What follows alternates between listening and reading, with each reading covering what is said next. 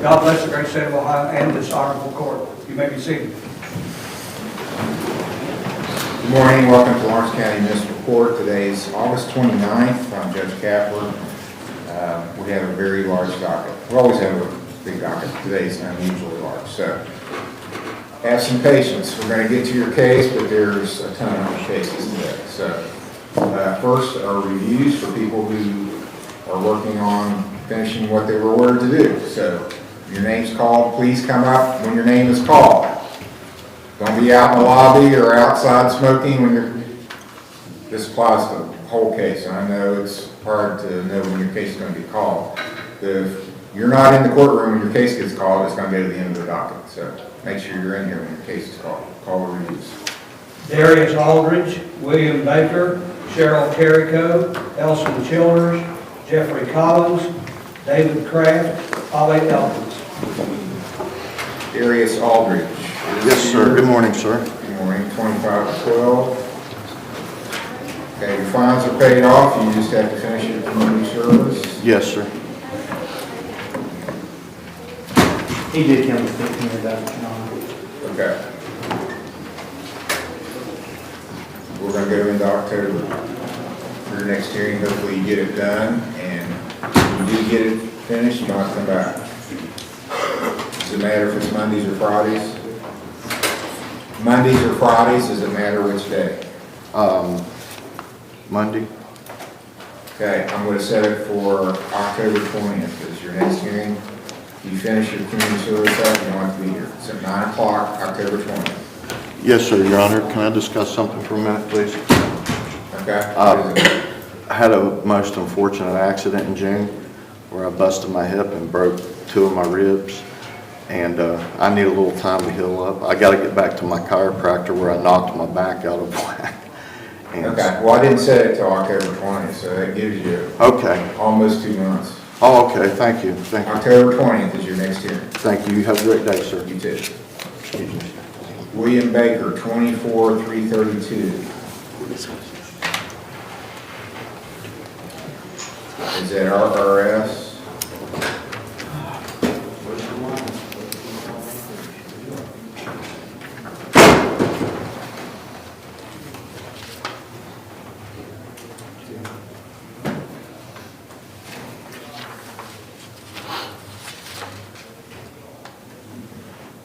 Okay, so looks like there's progress being made on your counseling.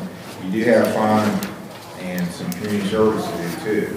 I've been I'm working. going to get that taken care of. I paid a fine yesterday, $200. Oh, okay, And I then can see that. I've been working with Kim, but I wasn't able to have her sign off on me today for Tri-State Family Connections. Okay, all right, that's good. All right, I'm going to set your next hearing. Does it matter for your Mondays or Fridays? Mondays will be better, sir. October 6th, Thank you, sir. 9 o'clock. Cheryl Thank you, sir. Have a Carrico. good day. Cheryl Carrico is 13-114, 15-170, 18-2577. She's at Bethesda.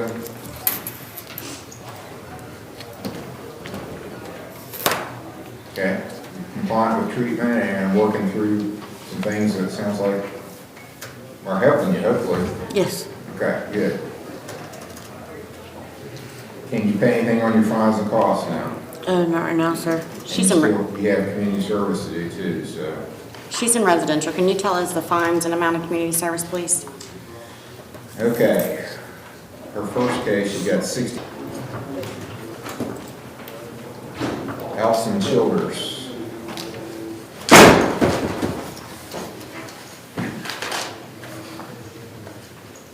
$23,629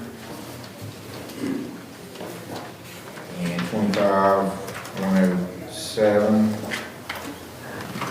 You've done some community service since your last hearing, and you paid at the beginning of the month on your fines. You still have, you finished your community service.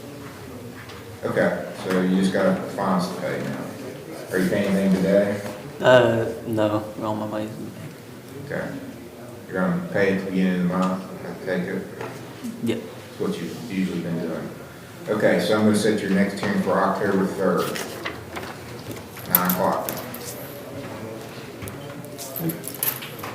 Thank you, sir. You're welcome. Jeffrey Collins is hearing by teleconference.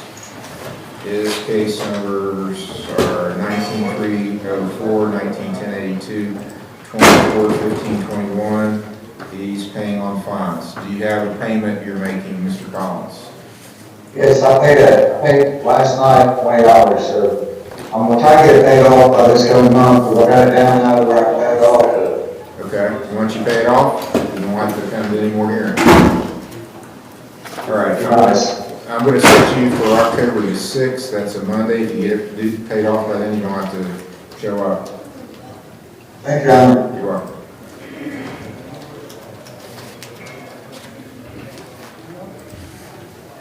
David Kraft. David Kraft is 14,958. He's failed to appear. He has a lot left to do, so there'll be a warrant for failure to appear today. Holly Elkins is here, 24,387. Community service done, and you worked extra toward your fines. Yes, Your Honor. Are you paying anything on your fines? No, not today. Okay. You can keep doing community service, Yes. get it worked off. I'll set you for October 10th. If it's finished by then, you don't have to be here. Okay, thank you, Your Honor. 9 o'clock, October 10th. Your next hearing. Melissa LeGrand, Lucas Sharp, Robert Tackett, Kimberly Trout, Michael Ward, Gretchen Smith, Tony Miller.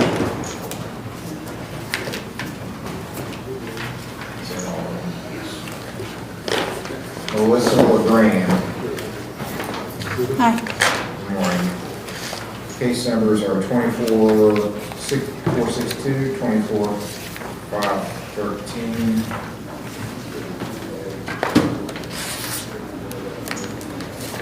Okay, you have payment, you got fines and restitution. Yeah, I have 20 today.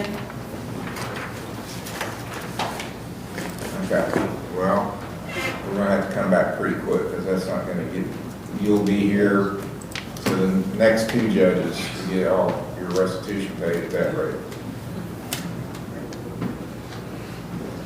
Okay, so I'm gonna set you for the 22nd of September as your next hearing. Go to the clerk and make your payment. Next hearing is September 22nd.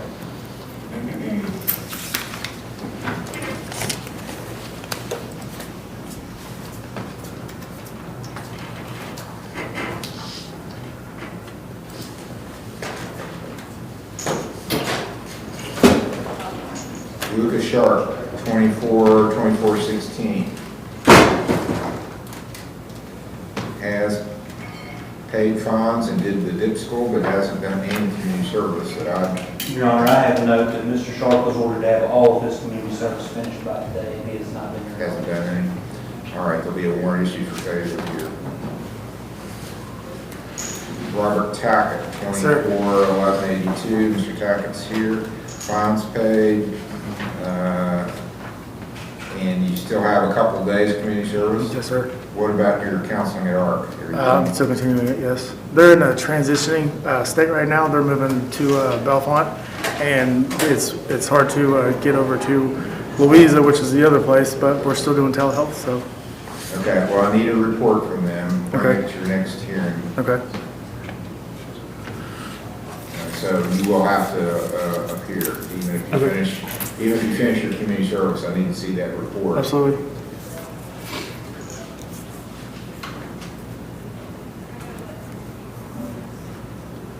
Are you working? Yes, sir. So what's better for your work schedule?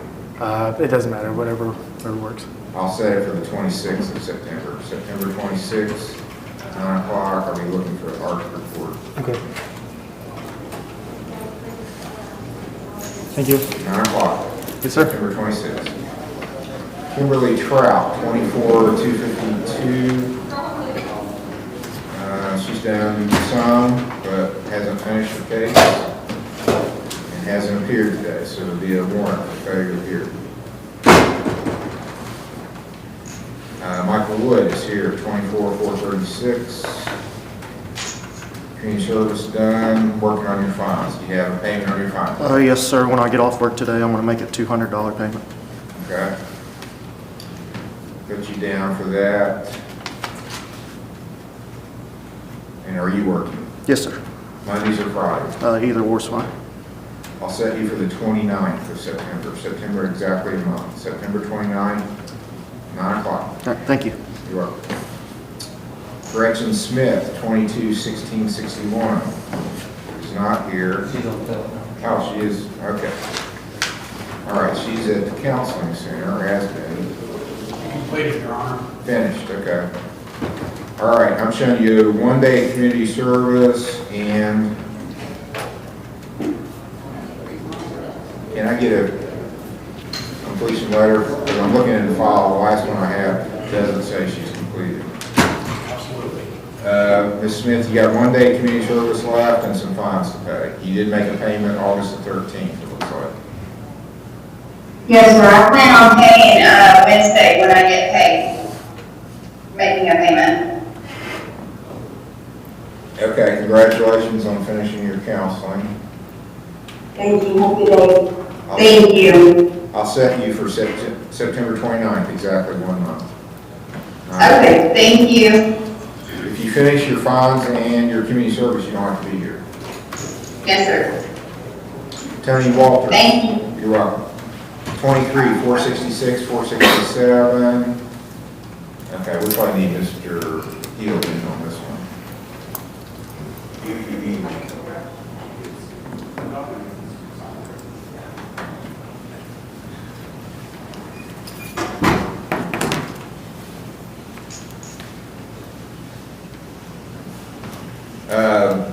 This is Tony Walter. This is on that littering thing that's been going on for, seems like years.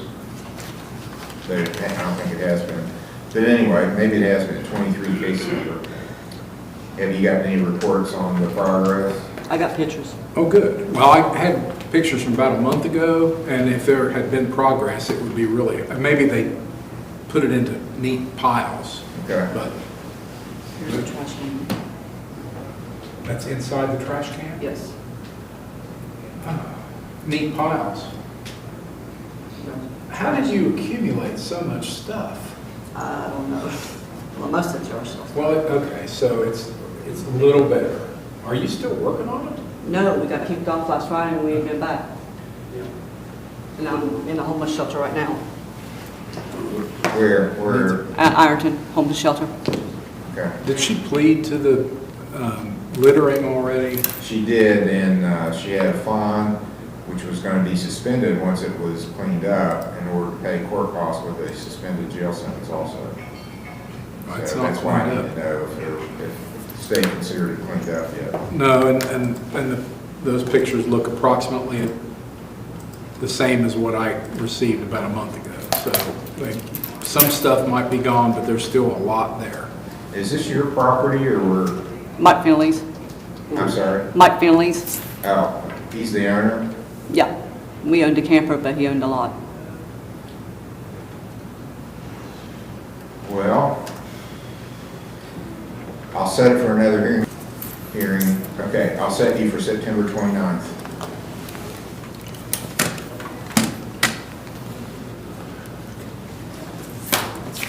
Thank you. Have a good day. You too. Okay, that finishes the reviews. We're going to start the arraignments now.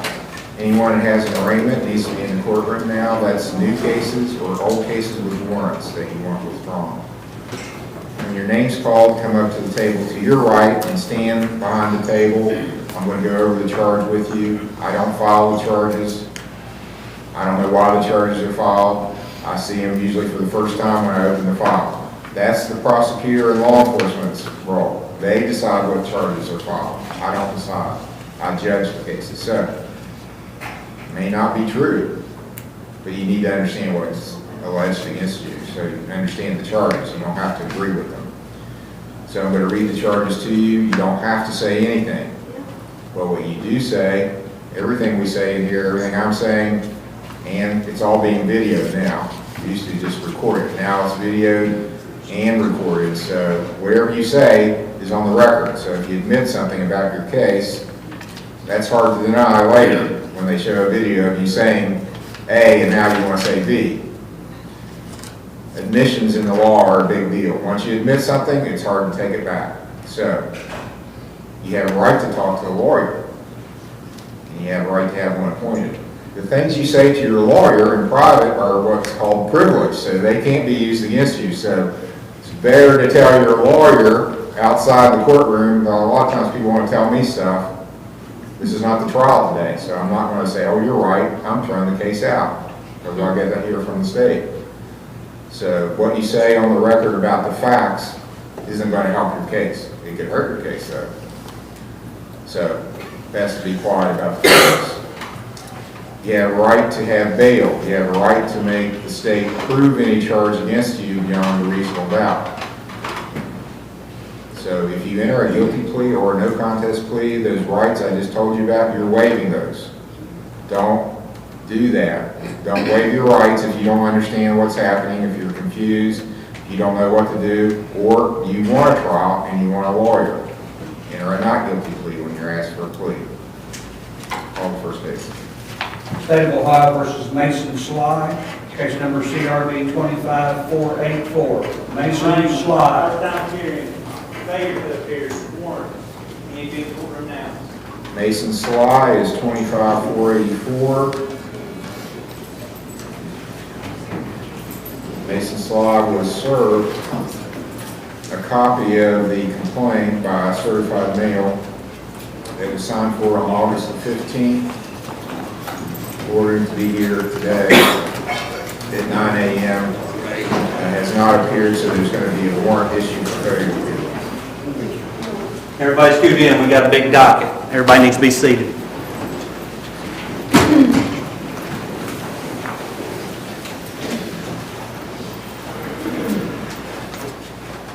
State of Ohio versus Tiffany Brooks, case number TRC 252131, A, B, and C. Ma'am, are you Tiffany Brooks? Yes, sir. Ms. Brooks, it's alleged that on August 24th at 8:29 p.m. in Rome Township that you were driving a vehicle while you were under the influence of either alcohol, drugs, or a combination of the two things. And the state's alleging that you got a prior conviction for some sort of substance use-related driving offense sometime in this past year. So on a second, it would be considered a second offense. Second offense carries a maximum penalty of 6 months in jail, $1,625 fine, and a 5-year license suspension. That's the most that can happen if you're found guilty. There is a minimum, and it goes up each time you get a conviction. The minimum goes up. The minimum on a second offense is 10 days in jail, $525 fine, a 1-year driving license suspension, and if the vehicle was titled to you, which usually I can tell,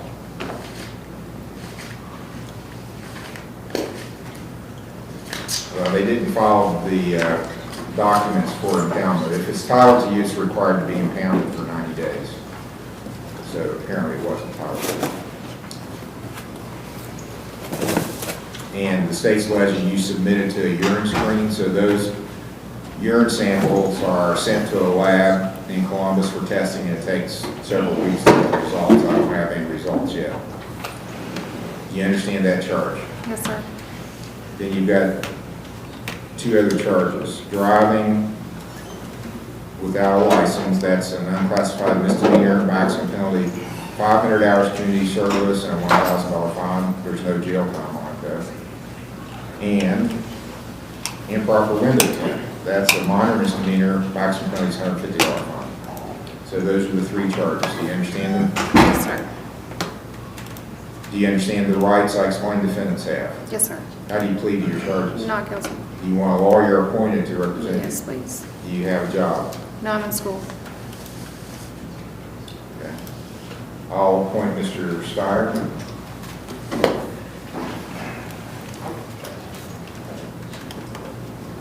I'm entering a not guilty plea for you. Mr. Steyer, this is Tiffany Brooks. It's a second offense OVI charge with a urine screen. So it's going to be a while before we have results.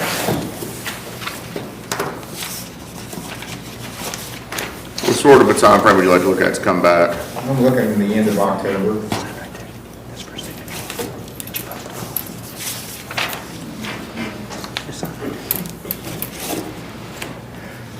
Does Monday or Friday matter to you?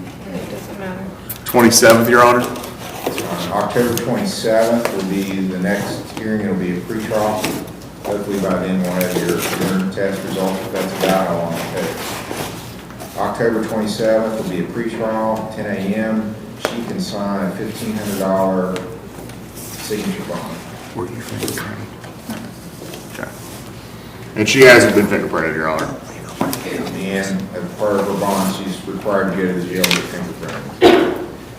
Mr. Cooper will bring you back a form that you'll need to take with you to the jail and turn it into them. They'll fingerprint you and you'll be allowed to leave. You won't have to stay, but you will have to go there to get fingerprinted. Okay, you just want to wait for the log over there in a couple minutes. Thank you. State of Ohio versus Connor Abrams, case number TRC 25-2107, A, B, and C.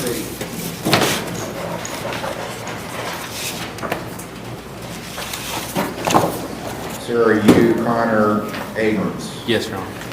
Mr. Abrams, it's alleged that on August 23rd at 2:29 a.m., Fayette Township, you were operating a vehicle while you were under the influence of either alcohol, drugs, or a combination. State's alleging you refused to take tests. It's alleged that this would be your first conviction if you got convicted. On a first offense, the maximum is 6 months in jail, $1,075 fine, 3-year license suspension. The minimum is 3 days in a treatment program, $375 fine, and a 6-month license suspension. Do you understand that? Yes, sir. You have 2 other charges. Not wearing a safety belt, that's a mandatory $30 fine if you're found guilty, and driving outside your lane. Maximum for that's $150 fine. So those are the 3 charges. Do you understand them? Yes, Your Honor. You understand your rights? Yes. Any questions before you enter a plea? No, Your Honor. What plea do you wish to enter? Not guilty. You want a lawyer appointed? No. Are you hiring a lawyer? Yes, Your Honor. I'm entering a not guilty plea for you. How much time do you need to get a lawyer? Let me tell you when I'm setting cases, see if you can do it in that time frame. I would say the 15th of September or after that. So can you get a lawyer by then? Yes, Your Honor. Okay. Does it matter? Are you working? Yes. Mondays or Fridays for your next hearing? Fridays. I'm going to set it for the 26th. That's a Friday, September 26th. So come back as a penalty, and you get a warrant for not showing up. So you need to sign a bond. September 26th, you want to write that down in the basket or the form and put your next hearing date on.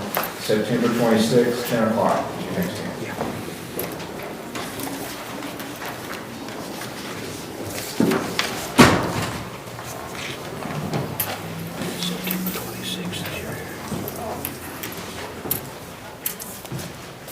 And he'll need to be fingerprinted too.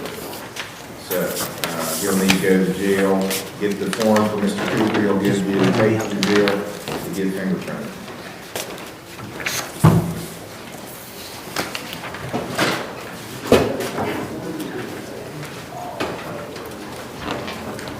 State of Ohio versus Brian Michael, case number TRC 25-2128.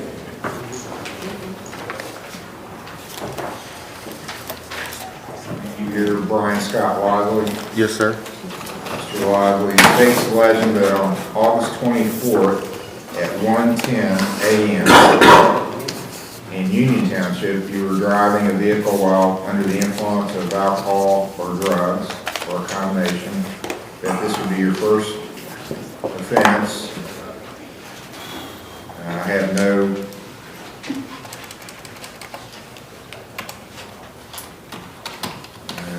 they're not telling me if you took a breath test, it's not listed on the complaint, so I got no information on that.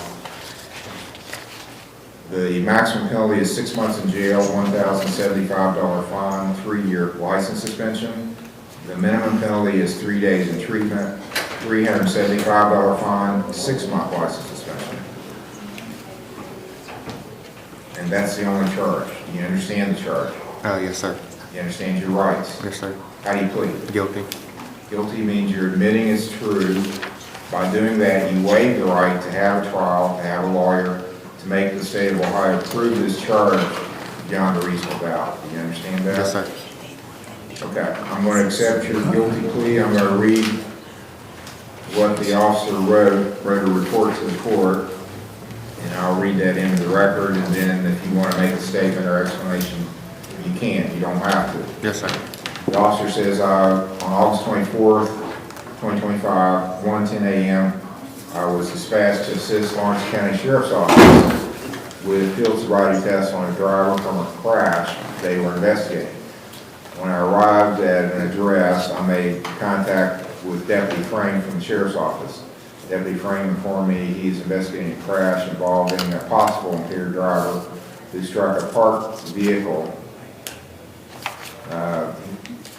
The deputy informed me he made contact with the driver to detect a strong odor of alcohol coming from the person. Deputy Frame said the driver was 18 years old. I made contact with the driver, Brian Lively, at a private residence. Mr. Lively stepped inside wearing only gym shorts. He displayed difficulties maintaining balance, staggered and shuffled multiple steps. He was unable to stand upright. Deputy Frame introduced me to Mr. Lively. I asked him if he'd be willing to perform field sobriety tests. He said that he would. I observed his speech was slurred. I could also detect an odor of alcohol coming from his person. I asked him if he had any shoes. He stepped back into the house to get a shirt and put on some sandals. Once returning, I drove him toward the patrol car, asked him what vehicle he was driving. He informed me he was driving a truck that he had damaged to the front driver's side bumper. He informed me that I had issued him a speeding ticket before.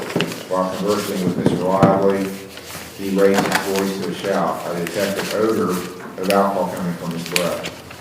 Asked him how much he had to drink. In response, he shook his head side to side. I asked him again, he said 2. I asked for elaboration on his answer, he advised 2 beers. Asked him what kind of beer he drank, and he said, just malt. He continued, said, I drank a single-stage malt, Busch Light. Asked where he was drinking, he responded that he did not remember. While I was talking with Mr. Lively, he staggered a couple of steps and lost his balance. Confirmed with Mr. Lively that he drank 2 beers prior to driving, then he drove to his girlfriend's house. I asked him how old he was, and he said he was 18. I checked his eyes for horizontal gaze and nystagmus. I observed 6 clues for alcohol.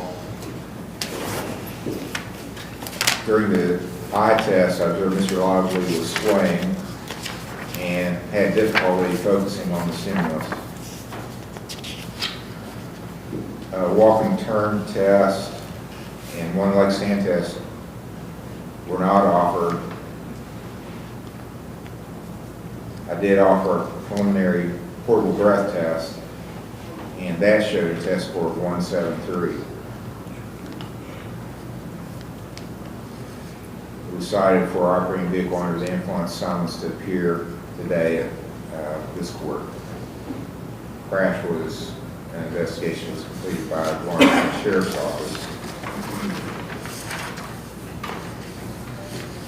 And I don't have that. Do you have any kind of crash report, Mr. Hughes?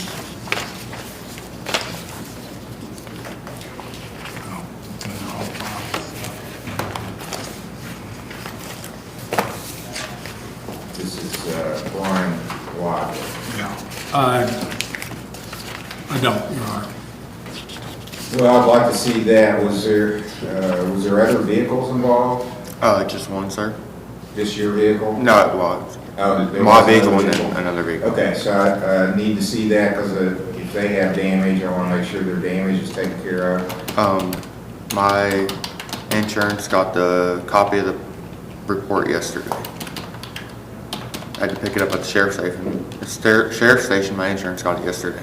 Okay, because the officer he didn't say you didn't have insurance, but he didn't say you did either. There's a box for that, and he did not check either box, so, He was you given. have your insurance card with you? It's in my truck. Okay, well, let's do this, go get your insurance card, I need to see that, and, let's try to see if we can, if we can't find the crash report today, I'm gonna probably set it for another hearing later, so I can make sure the other party is notified, and they want to tell me something about this, or make sure their damages are taken care of. Yes, sir. So I'll recall, go get your insurance card, and prosecutor, if you can try to get a crash report on this, please. We'll try to Should be from the sheriff's office, I think.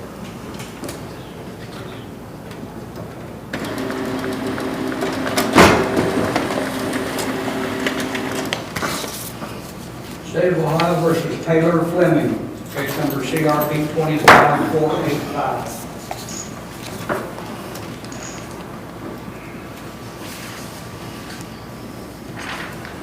Ma'am, are you Taylor Fleming? I am. Ms. Fleming, it's alleged that at Perry Township on July 22nd of this year, you knowingly caused Kayla Taylor to believe you would cause physical harm to her person or property. The charge filed against you is menacing. It's a 4th-degree misdemeanor. Maximum penalty is 30 days in jail, $250 fine. Did you get a copy of the charge? I did, yes. Do you have any questions about the charge? No, Do you understand your rights? I do. How do you plead to this charge? Not guilty.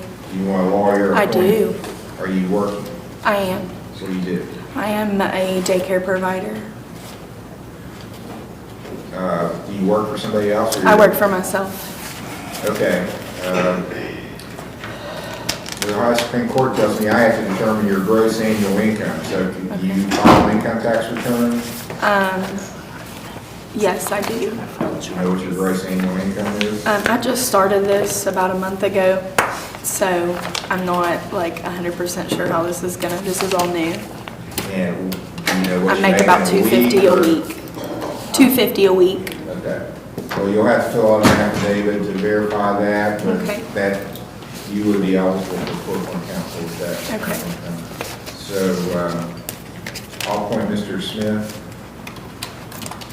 Roger Smith will be your attorney. He's here. I'm entering a not guilty plea. This is a menacing charge. Yes, sir. It's a 4th-degree variety, so we need to set it fairly quick if there's not a time waiver. She's not, so she has to get fingerprinted too.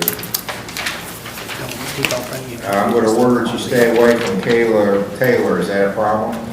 We live in the same apartment complex. Okay, but not in the same apartment? No, Okay. Minimize contact, don't go around her? no, I don't, no, yeah. She comes toward you, you retreat, go inside and call the sheriff. They don't come, but I do. I do call them. Well, that's all I can tell you to do. Okay. Don't handle it yourself. I don't want there to be another alleged incident.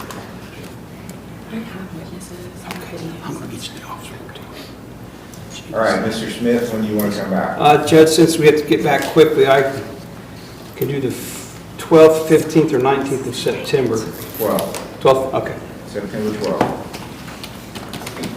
Be a pre-trial.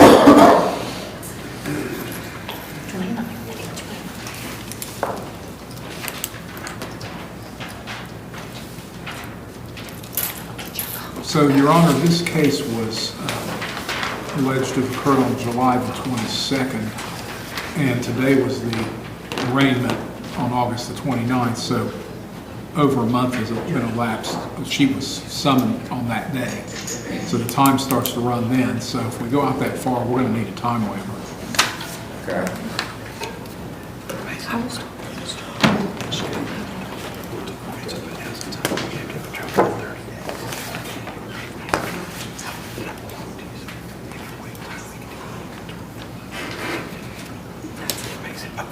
We'll sign a time, we'll just keep that date if we could. I Okay. spoke with my client. Keep the September 12th day, there is a protection order issued. Yes. Sit in the lobby, should be a copy of the sign protection order. Once you get that, you're free.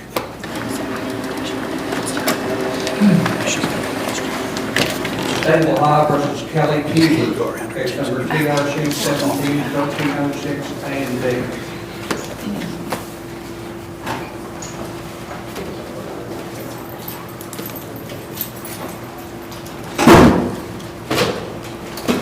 All right, you're Kelly Keever. Yes.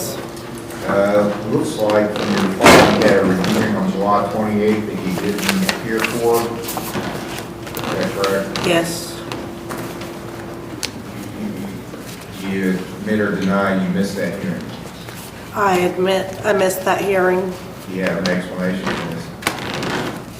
Well, I've been working, and the reason I haven't completed my community services. I work 6 days a week, and I have a kid, and I've just got really caught up with everything. And I missed that date, so I tried to make sure I made it back today.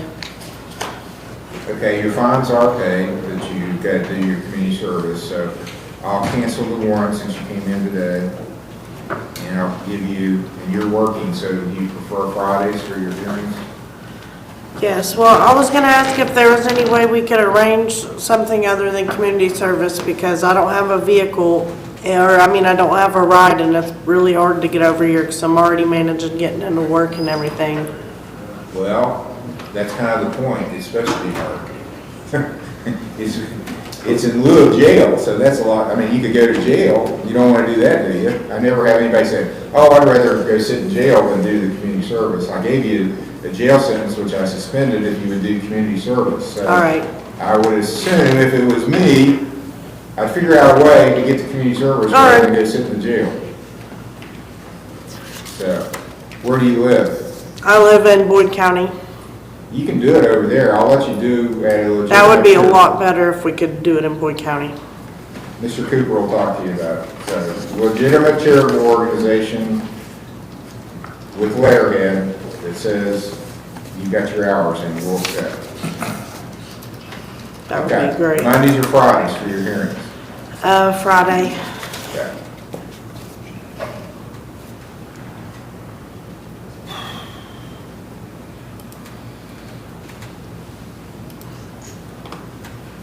October 3rd. You get it done, you don't have to be here. Just confirm that it's done before you decide not to show up. And who can I speak to about switching it to Boyd? The fellow right beside you there, Mr. Cooper. All right. Thank you. You're welcome. State of Ohio versus Brianna Morgan, case number CRB 22-801. Your Honor, if I may, I have a note, Miss Morgan was ordered to be here last Tuesday and Wednesday for community service. She called me on Tuesday, said she had a busted ball joint. Well, my wheel bearing and axle was out, and then my car was stolen. I've got HPD, I'm working with them right now. It's been hectic. That's obviously why I couldn't even come to court. She was not here Tuesday, Wednesday, or Thursday.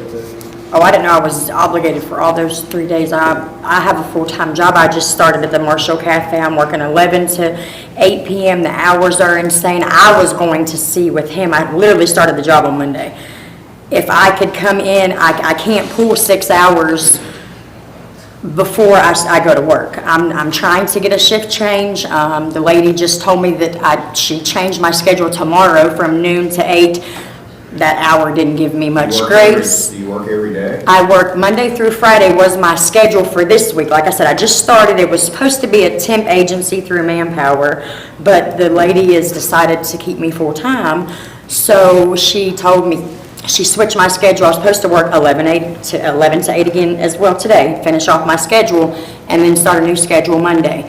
Now she's got me off today, got me working 12 to 8 tomorrow for a concert, and then back on Monday, and I'll figure out my actual schedule Monday. I have no issue with coming, and if I thought I was like tied down, so I had to do 6 hours. If I can come every day for 2 hours before I go to work, I don't have a problem with doing that. whatsoever. I can come as far as I know if I'm off on Saturdays, if I keep my Monday through Friday schedule. I don't have a problem coming on Saturdays. The 11 to 8 just really made it hard for me. She was ordered on July 21st to be here on August 25th. She had not done any community service, and on August 25th, she was ordered on August 29th to be here Tuesday and Wednesday of that week. Okay. Well, you gotta get it done. I know. I'm so close, like, that I went through this. Okay, just get it done. I will. Thank you so much. I appreciate it. Can I speak with you after? I will do that. Okay, thank you.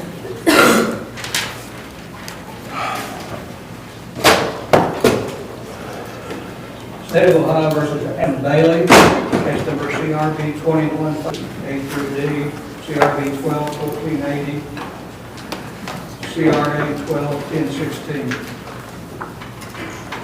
All right, and Mr. Bailey's at RS.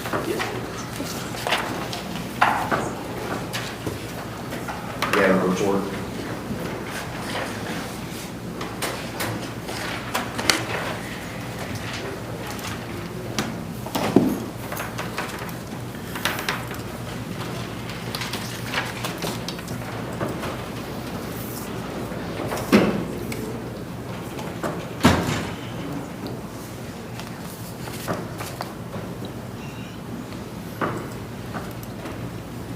Okay, so there had been a warrant issued back in '24, April 19th, for failure to appear on these cases. And it looks like you decided to go into counseling at RRS a couple weeks ago. I've actually been locked up in store. I just did 6 months in store. I just got out last Tuesday. Okay. Or this past Tuesday. And part of your follow-up is you gotta get treated on an outpatient basis? Just do follow-up with outpatient. Okay. I'll cancel the warrant. I'll put you back on a regular schedule of review hearings. Your Honor, do you need these? See these? Is that where you went to start? Yeah, while I was in store, I got my high school diploma and a certificate of completion with numerous certificates, and I did community service with STAR. They have Ironton Municipal, and I don't know if it can count for this, but I did over like 300 hours community service on with Ironton Municipal. I don't know if I can get it counted. They said that if I mean, that would be giving you credit for, you obviously did something there. They ordered you for community service, so I don't give you double credit. Okay. But I'm not gonna put you in jail either. I'm letting you get a chance to, get treated, get right, take care of your obligations. Yeah. So I'll set you for October the 10th as your next hearing at 9 a.m.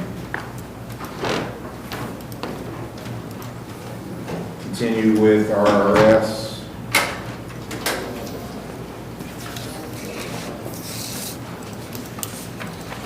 They will automatically give you reports if you continue to go to your counseling as it's set up.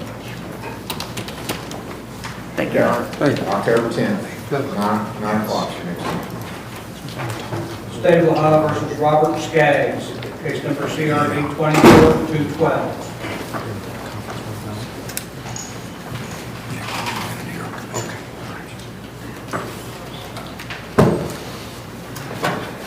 Okay, this was set for a sentencing hearing on Monday.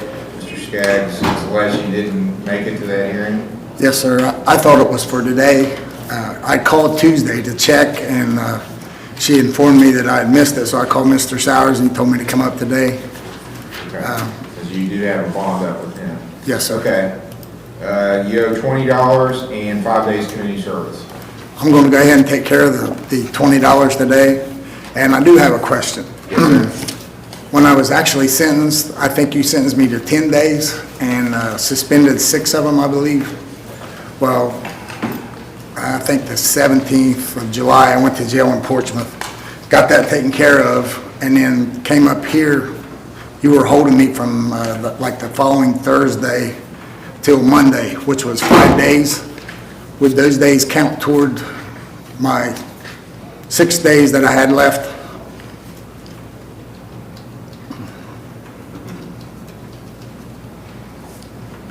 When was that?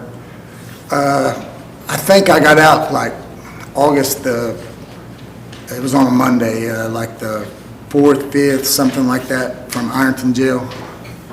I was in Portsmouth Jail from July 17th until, it was like 2 weeks there. I stayed there from Thursday, which they released me. You came and picked me up on Sunday, and I came to court on Monday, which would have been the 5 days. Well, there was an entry on August the 4th, 2025, says you failed to appear for a review hearing, and I ordered you released from jail on the bond that you had previously posted with another hearing date for today. Right. Or actually. For Monday, yeah. I thought it was today, sir. 10 a.m., so no. I mean, you were in jail because of a failure to appear. Well, that was because I was in jail in Portsmouth. Your Honor, if I may, I have a note, this is going back to June, but he was ordered on June 27th to have some community service done before July 28th, and he did not appear for that hearing. Okay, so no. That was, okay. You don't get credit. That was my question. Okay, see the clerk to make your payment, get your community service done. Your next review is October the 6th at 9 o'clock. Or actually, it'll be a sentencing. He does have a bond. So it'll be a sentencing at 10 o'clock, bond is up, and I'll notify, because I had notified Mr. Sauer that he didn't appear. Yes, sir. So I canceled the bond forfeiture hearing for September 15th. I do have one other question. Yes, sir. Where I had been charged in Portsmouth, I got put on probation down there. I got to go report today where the warrant, is there any way that I can get a copy where that has been canceled, so that way if I go down there, I don't go to jail down there for a warrant? You get, I'm going to do a judgment entry, you can get a copy of the judgment entry. All right, thank you. Clerk's going to prepare.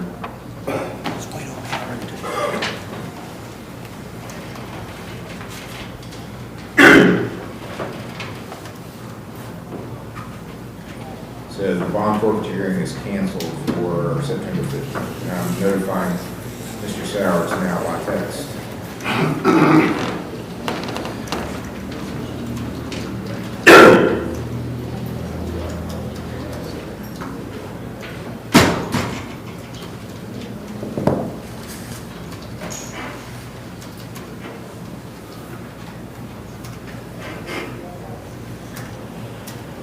State of Ohio versus Aaron Frail, case number TRC 25799.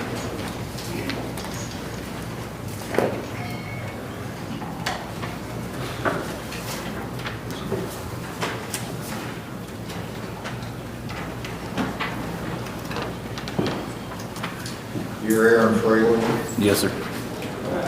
Okay, it's alleged that you missed a review hearing on August the 8th. Yes, You admit or deny that? I admit.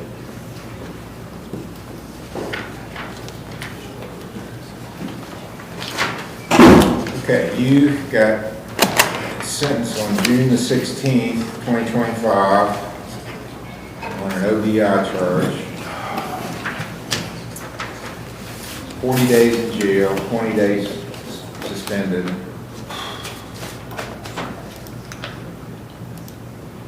Two years probation.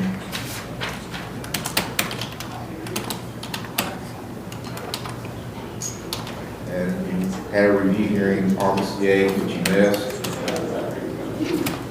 And I don't see that you've done anything on your case since June, have you?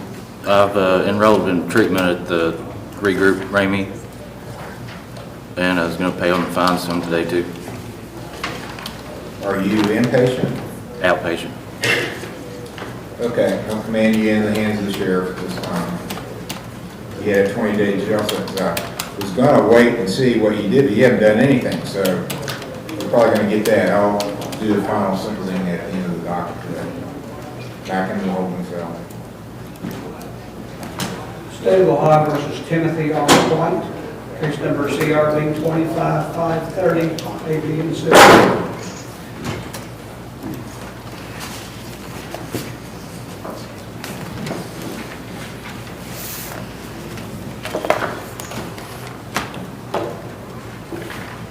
Sir, are you Ryan White? Yes, sir. Timothy R. White, I believe the charges. Thank you, sir. Okay, 25530A alleges that at Rome Township on August 27th, without the right to do so, you prevented, obstructed, or delayed a public official in the performance of one of their authorized acts or duties. That's obstructing official business. It's a second-degree misdemeanor, maximum penalty 90 days in jail, $750 fine. 530B alleges same date, time and place. You only cause Leanne Vanessa White, who is a member of your family or household, to believe you would cause imminent physical harm to either her or a member of her family. That is a M4 domestic violence. M4 means fourth degree misdemeanor, maximum penalties 30 days in jail, $250 fine. 530C case number, same time and place. It's alleged you knowingly caused Aaron Atkins to believe you would cause physical harm to his person or property. That's menacing. Charge is a fourth degree misdemeanor. Maximum penalty is 30 days in jail, $250 fine. You understand these charges? Yes, sir. You understand the rights you have as a defendant? Yes. How do you wish to plead to these charges? Not guilty. Do you wish to be considered for a court-appointed lawyer? I'll have to hire my own. What's the state's position on, he has a bond up, $2,500 surety bond. So we're satisfied with that, but we do want protection. Okay. And from both Aaron Atkins and Leanne White. Aaron Atkins is It's Leanne, what's her name? he's on the Municipal. Yes, and we want to amend the name of the victim. Her first name is Vanessa, her middle name is Leanne. Okay, so that's on the B case. So Mr. White, I'm going to order that you not go around Vanessa or Aaron Atkins. Do you understand that? Yes, sir. Who's Aaron? I don't even know who Aaron Atkins is. I don't know. He's, that's who's listed in the menacing charge. Is that sheriff? Do you know? No. I don't even know who he is. But, I mean, I'll stay away from him. I just don't know who he is. Well, it may have the wrong name here. The driver of the truck, Aaron Atkins, I guess it was the driver of another vehicle. I don't, as far as I know, I didn't have any interactions with an Aaron Atkins, or the only person I had interactions with was her and the sheriff department. Okay. So, I don't know who Aaron Atkins is. We'll get to the bottom of that. Well, here we go. He did not. This person says that you jumped out and tried to open their driver's door, scaring his kids. So whoever that person was, you ordered to stay away from him. Okay.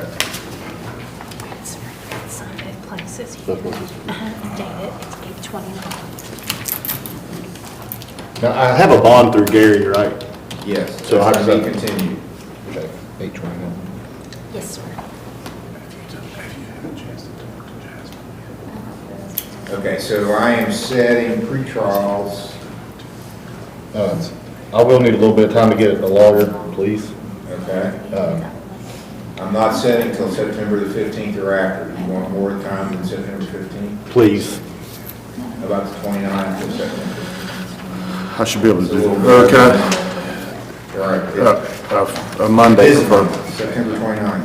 Today's the 29th. September the 29th. September 29th will be the next hearing. It'll be a pretrial at 10 o'clock. I'm putting down she will hire an attorney. Your bond's continued as you posted it. I have a question. Any other issues we need to discuss, Mr. Field? I don't believe so. I've been told by Vanessa that he has a place to go, I guess, so. I don't have a place to go, and that's what I would like to, is there any way I can get some of my belongings out of the house, or we have a camper together that I can take that and stay somewhere? I have nowhere to stay, so I stayed with my sister last night in a 2-bedroom trailer with my niece and nephew. I can't do that for the next month. I can take my camper and go somewhere. Yeah. I mean, I can't stay there with her. Okay, she doesn't object to you taking the camper, but there doesn't need to be any interaction. Can you get it without involving you? You don't have to be involved in it. Or, I mean, if we need to have a sheriff there, whatever we need to do, The sheriff doesn't want to come out for this kind of stuff. I get that. I don't want any more trouble. I just want out. Well, there's no contact, no social media posts, no. Am I allowed to attend my son's football games? You don't have to go around her to go to the football game. No, I'll stay away from Any it. objection to that? Okay, just stay away from her. You don't I need to can or interact can't? I with didn't her. see what. Was that a yes, I can? You can, just don't interact with her or go around her. Stay, I'll stay on the other side of that, that's fine. that's, you know, football fields are pretty good size. If you don't want to have contact, you can stay away, but don't cause a problem. Yes, sir. Because you will have this protection order in place. Okay, anything else, ma'am? Any concerns you have that you want to address? Me? Yes. As long as it leaves me alone. All right, September 29th, 10 o'clock is the next hearing, unless your lawyer tells you they've made arrangements for a different day. And then come back to me. Okay, that's all.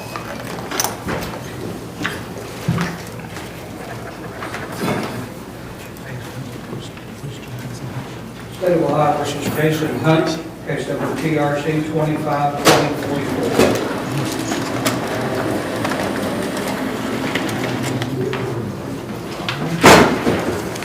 All right, sir, you're Jason Hunt? Yes, sir. And you, sir, are?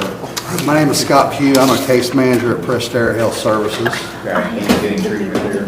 Yes, yes, he is. Inpatient. Okay. All right, Mr. Hunt, you have a charge of operating a vehicle intoxicated. The state's alleging that on August the 15th at 1:23 p.m. in Fayette Township, you were operating a vehicle while you were under the influence of alcohol, drugs, or a combination of those things. Well, that's to be your first offense. On a first offense, the maximum is 6 months in jail, $1,075 fine, 3-year license suspension. The minimum penalty is 3 days in treatment, $375 fine, 6-month license suspension. And that's your only charge. It is alleged you refuse to take any tests. You understand the charge? Yes, And you understand your rights? yes. How do you plead? Not guilty. You want a lawyer appointed to represent you? Yes. And you're not working because you're in treatment? Correct. Also, Mr. Holt? And that was the reason I missed the original on the 18th. I was in a detox unit. Okay. Yeah. I don't know if they had a warrant. Mr. Holt, this is Jason Hunt. He's got a OVI offense with a refusal. He's in inpatient treatment at Prestera right now. So I can set the pretrial pretty much at your convenience. Do you have any other cases set? Is it a breath or? It's a refusal. I'm sorry.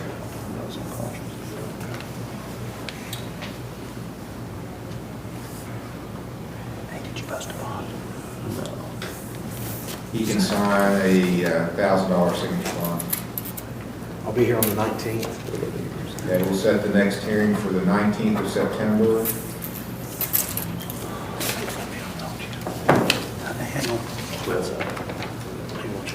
Is he gonna need fingerprinted, Your Honor? He will need to be fingerprinted.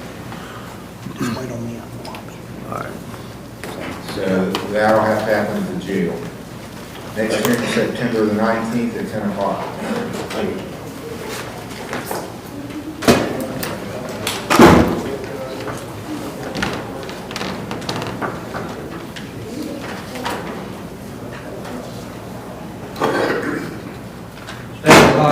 Don Rice III, case number CRB 24639. Mr. Schrader.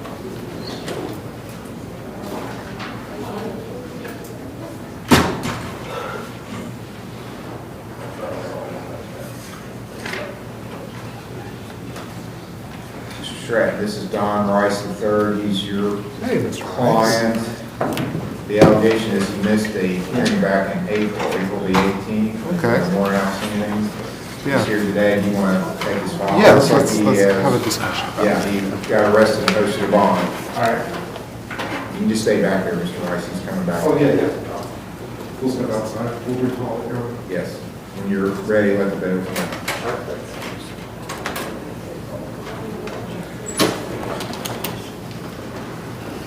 State of Ohio versus Justin Robbins, case number CRV 25131. Your Honor, this is Mr. Ashworth, the special prosecutor. This is 98 continuance. There's been no further issues. Mr. Ashworth reviewed the entry. Mr. Robbins already paid the cost. Okay. All right, and I've already signed the entry, so it's dismissed. Thank you. Thank you. State of Ohio versus Hunter Tyree, case number TRC 12491 A and B, and TRD 211803. Mr. McAllister. Good morning, Your Honor.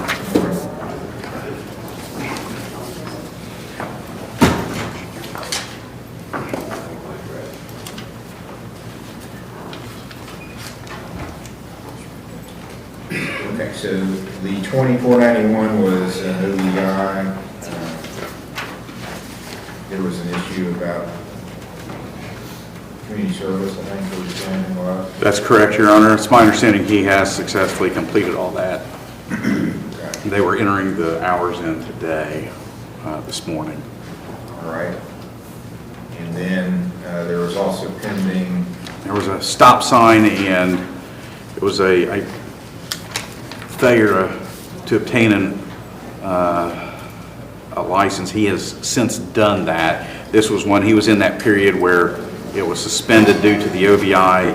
He had obtained driving privileges from the court and didn't realize that they had expired. Okay, and he's reinstated now? Yes, Your Honor. Yes, sir. And it's my understanding he was going to enter a no contest plea? That's correct, Your Honor. Stipulated signing? Yes, Your Honor. Anything you want to say, Mr. Tyree? No, sir. Just ready to have it behind me. I'm sorry? Just ready to have it all behind me. Okay. On the failure to reinstate, I'll impose a $100 fine. On the stop sign, a $10 fine, one court cost. Thank you, sir. You need time to pay that, or can you pay it today? I will need some time, yes, sir. I can pay it next week. Okay. I'm sorry, what was the fine for failure to reinstate? 100. $10 fine on the stop sign.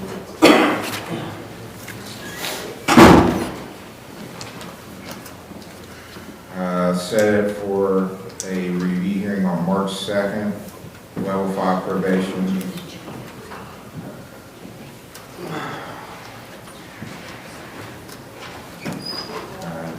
You'll need to see Mr. Major.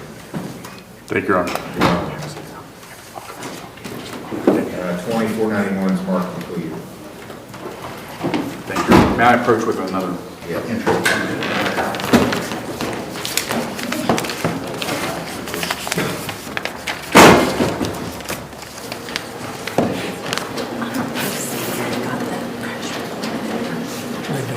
State of Ohio recalls Don Rice III, case number CRV 24639. Mr. Stratton's case.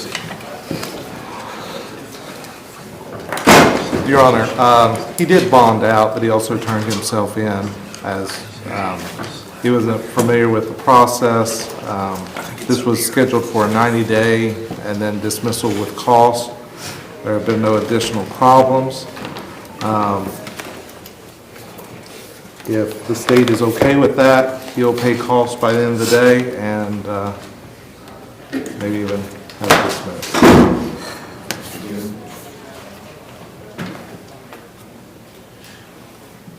Yes, that was, the payment of costs and the dismissal was supposed to have happened long ago, but we have no information that would change our mind about it, so if he can pay the cost today, I'll we're set it okay. for September the 29th for a pre-trial, but it'll be dismissed on payment of cost without his appearance anytime before then.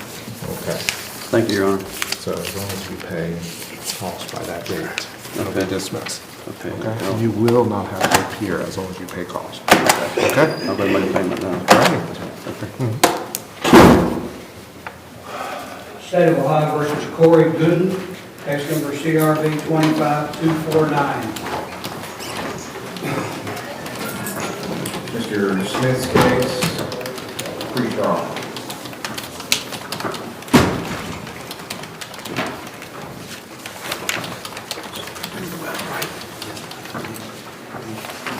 Is it ODP?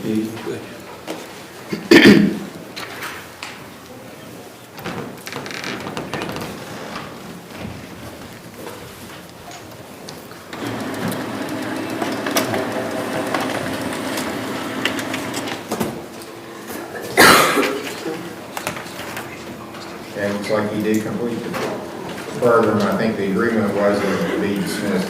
That was my understanding, Judge. It looks like he's done well, did what he's supposed to, and has completed. My notes were that he was going to pay the cost. Can you do that? Judge, I did have with cost in my notes as well. Can you pay those today? Cost today just be completely done, or you need time to pay? I need time to pay. I wasn't aware of the cost. Okay. He'll need time to pay, Judge. Okay, set him for September the 29th also. Be dismissed if he pays the cost before the end without appearance. He hasn't paid, he'll need to appear. Are you available September 29th? Actually, Judge, I'm going to be in the trial then, and What's your availability? It's terrible. The next time I'm back after the 19th is the 14th of October. Okay, I'll set it for then. Okay, October thank you, 4th. Judge. No, yeah, that's right. That's a Tuesday, but it's, Yes. the 13th is Columbus Day, state holiday. October 14th, be dismissed before then, at any time the costs are paid without appearance. Is it, what are the costs, Judge, on that? I forget. It'd be 150, I believe. I think it was 125. I don't have the case out here. Is there a signed counsel? That may not have been added, but it's at 125. Did I have the case number? 25,249. 150, you can do that by October. Yes, okay. Yeah. Application fee, which may or may not. It doesn't look like the same as it was added, so I'll add that. It should be 150. Okay, that won't be a problem, Judge. I just spoke with him. He'll get that paid. Okay. All right, thank you. Thank you, Your Honor. Good. All right. Keep that. Okay. All right. Let's get the judge. You're good. State of Ohio versus David W. Moore, case number PRC 25135, A and B.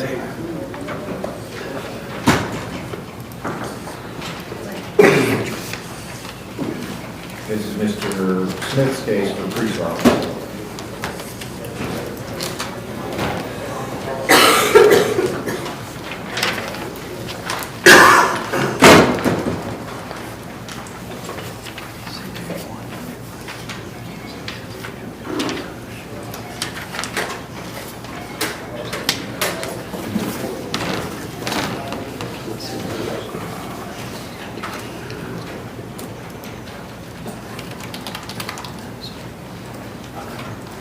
Good report.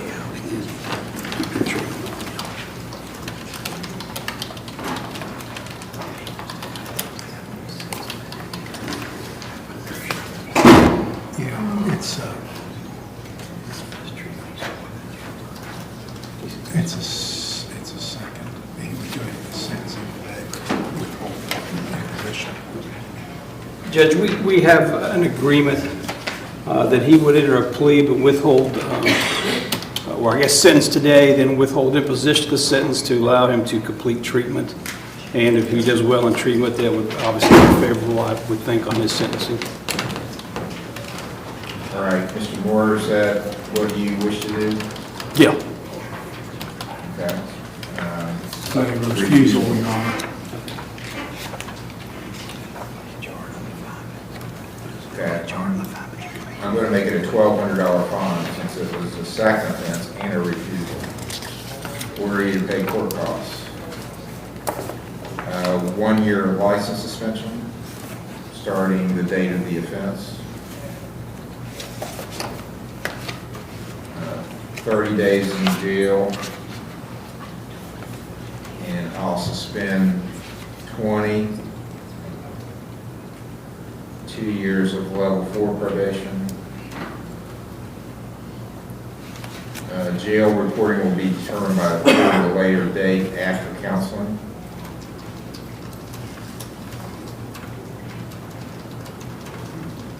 Continue with treatment at RRS. 60 hours of community service.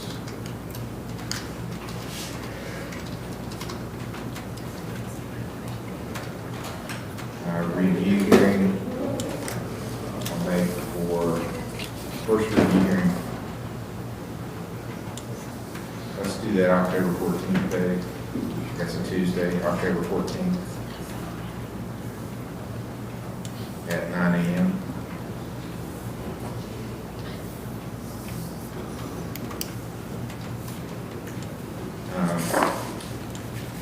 What about the vehicle? Was it his vehicle?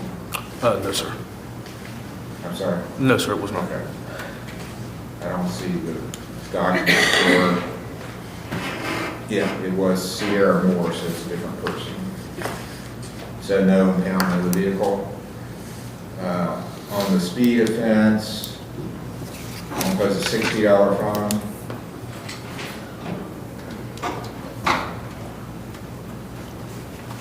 I think that was it. That's the total charges. Okay, he'll need to see Mr. Major before he leaves. Continue on with the counseling at RRS. They'll give you reports as you come back. Okay. Thank you, sir. You're welcome. He is here. I believe. Okay, he is. He does have a bond up. And Your Honor, he has two separate matters, one of which Mr. Smith represents him on and one of which I represent him on. The one I represent him on has a co-defendant, Amy Slaughter, that I think Mr. Stratton represents her on. If I'm not mistaken. Is it Stratton? Call her then to Mr. Stratton's case, Amy Slaughter. Amy Slaughter. I'm not sure. I'm also not sure if the speakers are on out in the lobby. They are. Need Mr. Stratton in the courtroom. State of Ohio, this is Amy Slaughter, case number CRB 25391, A, B, and C. Yes, sir. Sean is here now. Yeah.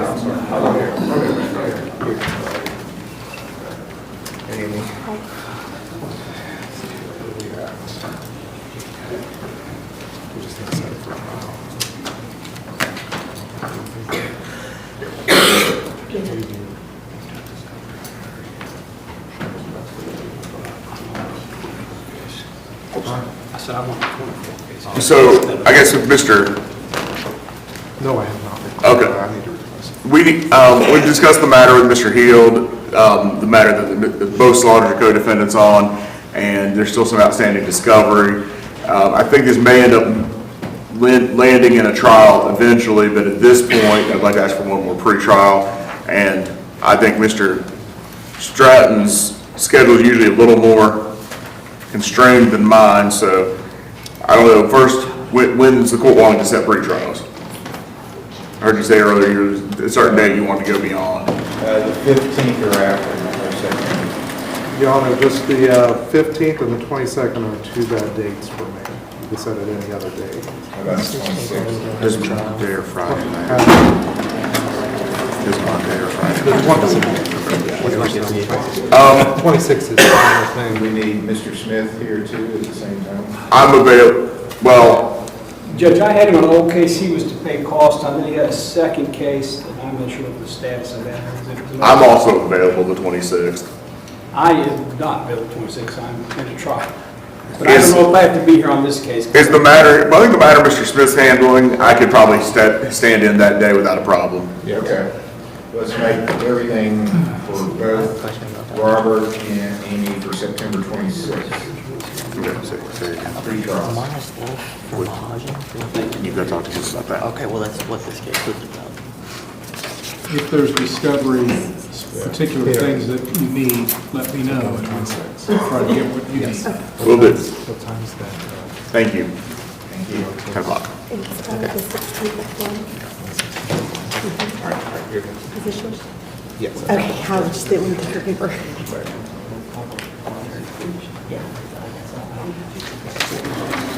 State of Ohio versus Joshua Williams, case number CRA 21-519, PRC 21-1959. Joshua Williamson is here. Yes. Case number 21-1959, 21-519. I did get a report from the VA that he is compliant. I was going to inquire, so. So at this point, I think he's been compliant for a while. He had a Yes. He had a hiccup there, so I think I'm going to finish his case now. His case is being completed. I would urge you to continue on with I've already got the future planned, I'm not going anywhere. yeah, I think you do well as long as you stay in contact with him. With what I'm going through, I need somebody to talk to. Okay. All right. Good luck to you. Thanks, sir, appreciate you. Jay's son is... Thank you, Judge. Jay's son is a freshman this year. He's playing football. He's as big as I was when I was a junior, 6'2", 160. So He's a freshman? Must be nice. Everybody's a great city. State of Ohio versus Monica Slutz, case number CRA 25-535, TRC 25-2147, A, B, and C. Monica Slutz.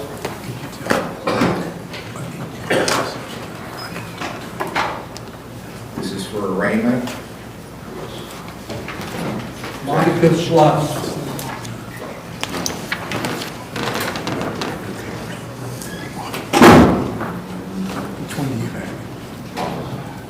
Robert. Someone called and said that she was inpatient at King Stars Hospital. I don't know if that's true. This just happened August 26th on OBI. I'll issue a KPS back to the OSP, that are the deciding agency for arrest.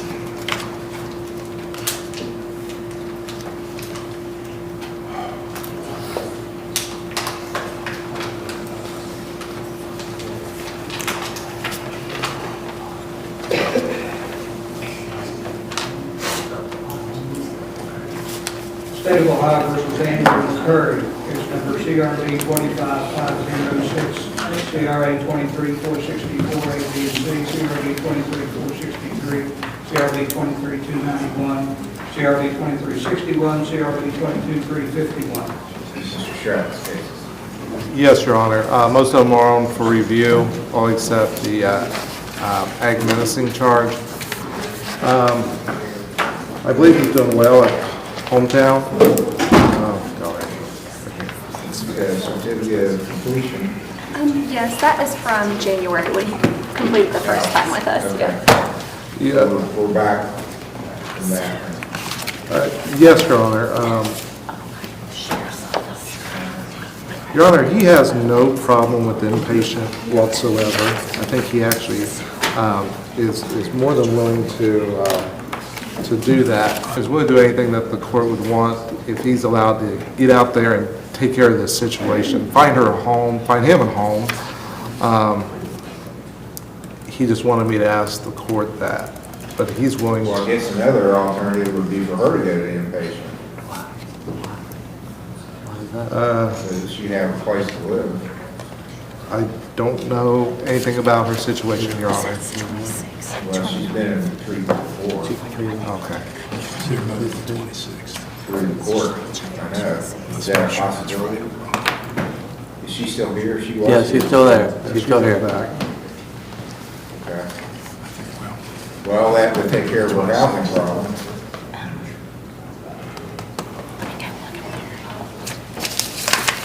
Yeah, I agree. I agree. Anyone want to talk to her? What? I didn't hear you. I'm asking the treatment providers if any want to evaluate. Right now, I've got the CAO trying to help me get a place. Also, I got a dog too. As you know, one of our charges in the past is a bad dog, and you already give the order once before to hold the dog, and I had to pay $900 to get him out.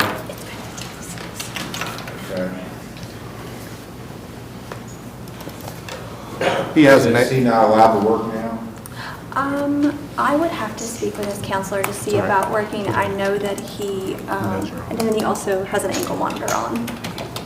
Okay, well, do some discussing with that issue and, I know he is still on a blackout period until September 15th, so it'd probably be at least until that time, because I think it was in the letter that he was caught with a cell phone, so it extended his blackout period.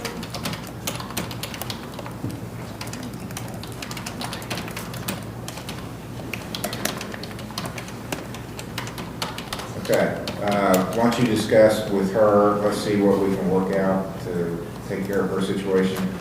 The dog, okay. Didn't we put the dog at the shelter for a while at one point? Long time, yeah. Yeah. But I paid $900 to get him out. It's such a long history of stuff I can't remember. It is. I'm so sorry to take up y'all's time. Sorry for my wrongdoings in the past. Okay, let's do some talking and come back, and we'll be here for a while. You're going They can stay here too. Okay, all right. You two go out and talk with her. Okay. State of Ohio versus James DeMint. I have no idea. Case number CRA 24-290, CRD 24-635, CRA 24-786, CRD 24-259. Things going good? Mr. Stratton's case.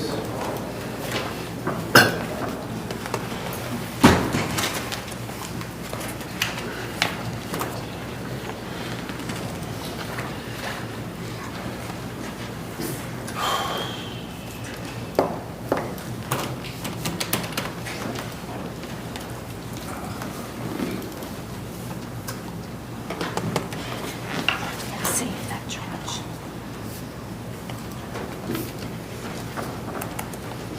Okay, it sounds like he's currently compliant, but there must have been an issue fairly recently. There was, he had a 30-day contract with us, and he completed it, and he seems to be doing well since he's completed that. Mr. Stratton. Your Honor, we just continue on until the state is willing to get satisfied or the court's satisfied, and that he has completed services. Okay.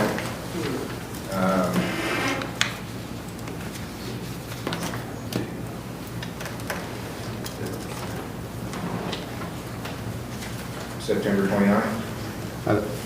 I can't do that day, Your Honor, sorry. What's your schedule in October? Just the 6th, I cannot do.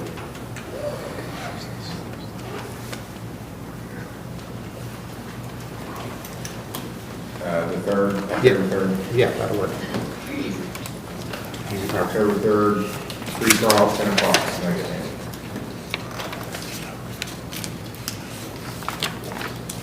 All right, good to go? Yep. Thank you.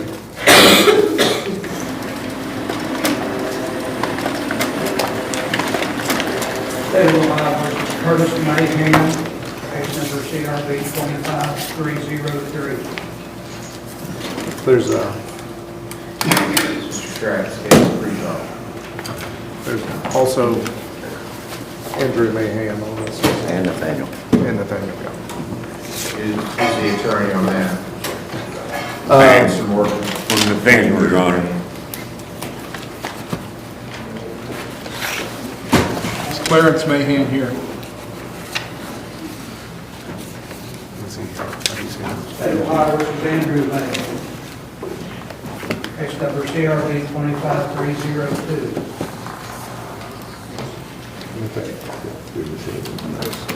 This is for you. This is a copy of it. Your case is, I need you to sign this one, so this is,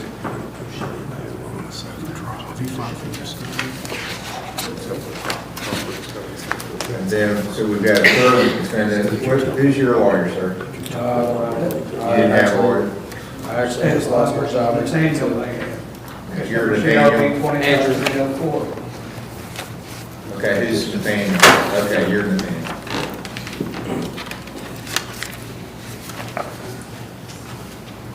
Okay, it was Andrew that was my hire lawyer. Mr. actually, Morford represents Nathaniel. Nobody does. I represent Nathaniel. Oh, you. Yeah, it says in the file, Mr. Morford represents Nathaniel. And nobody's representing Andrew.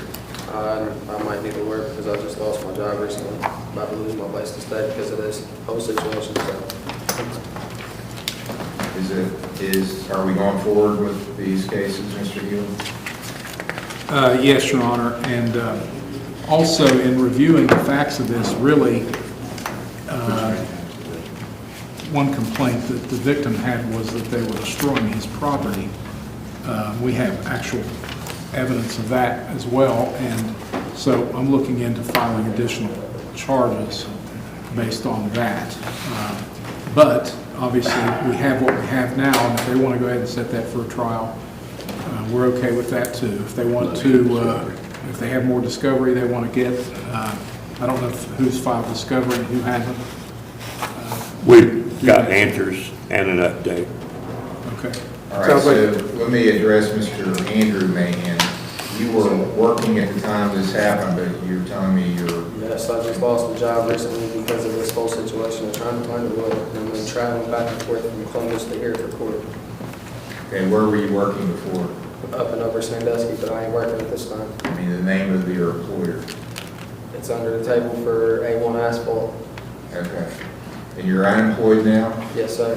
Are you getting any kind of benefits? No, I'm losing my place to stay because of this whole travel back and forth from Columbus to here because of a court date that I have no reason to be here for, but I didn't do nothing. False accusations. You are not guilty, please enter. So Mr. Steyer will be... He has a conflict. I may have a conflict. All right, Mr. Smith. I'll appoint you a lawyer, Roger Smith. Now, I've got an address for you in Willwood. That's not your correct address? That's what my dad's address. I'm appointing you to represent Andrew Mahan. He's on the end in the yellow. Yes, sir. Aggravated menacing is charged. Your Honor, I think we just need to get this matter resolved one way or the other and set it for a trial date. That's agreeable here, Judge. Judge, I've not spoken to my client yet, but it seems to be the consensus. Okay, we'll set a trial date? Yeah.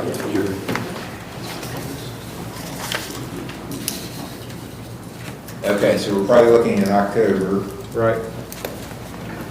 Let's, Any dates at the 6th remain? Judge, I've got a couple of trials. I know the 14th or 17th I'm here.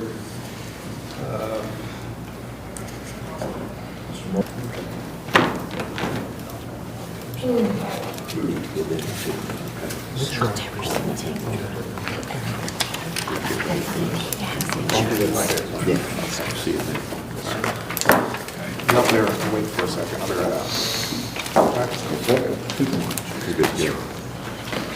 Thank you, Judge. State of Ohio versus Damon Rinko, case number CRB 25192.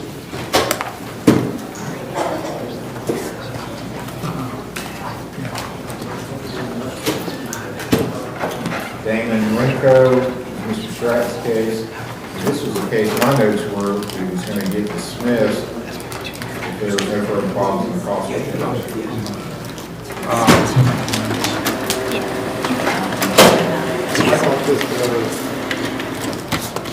I'm sorry, my notes were a little bit different, Your Honor. Okay.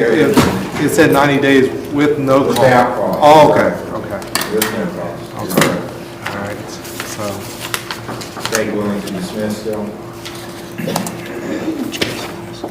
Yes, yes, Your Honor. Case will be dismissed. All right. Thank you very much. Thank you, Your Honor. You're welcome. State of Ohio recalls Brian Lively, case number TRC 252128.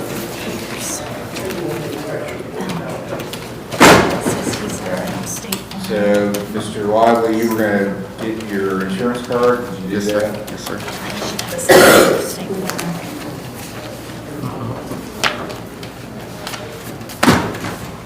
Okay, he's got State Farm, effective April 17th through October 10th of this year. let's get a copy of that made and put it in the file. State got the crash report, I believe, I was told. Yes, Your Honor. You want Pictures aren't very good. to give me a report on that? This was completed by the Lawrence County Sheriff's Office. It was on private property. Unit 2 was coming up Township Road 286 when the front driver's side bumper and headlight collided with Unit 1 on the rear driver's side, knocking Unit 1 further off the side of the road. Unit 1 was parked off the left side of the roadway prior to collision with Unit 2. So I believe that Mr. Lively was Unit 2, so he sideswiped a vehicle kind of on that. And the pictures didn't come through very good. He did have insurance. Yes, he does have insurance. And I think you told me before you had notified your insurance company. Yes, sir. Okay, is there anything else you want to tell me? No, sir. Are you out of school or in school? What? I'm out of school. Working? What are you doing? What's What that? do you do? I'm a mechanic at Glockner South Point Ford. At where? Glockner South Point Ford. Okay.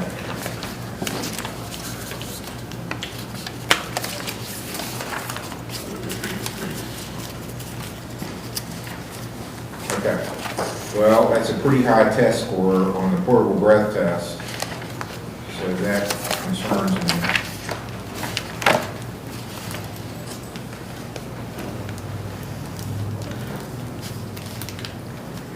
All right.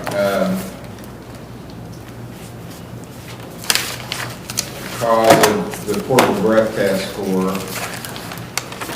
I'm not going to give you jail time, but it's close to where it's mandatory jail time. And I don't know, the officer doesn't make any explanation why you weren't given a breath test at the post.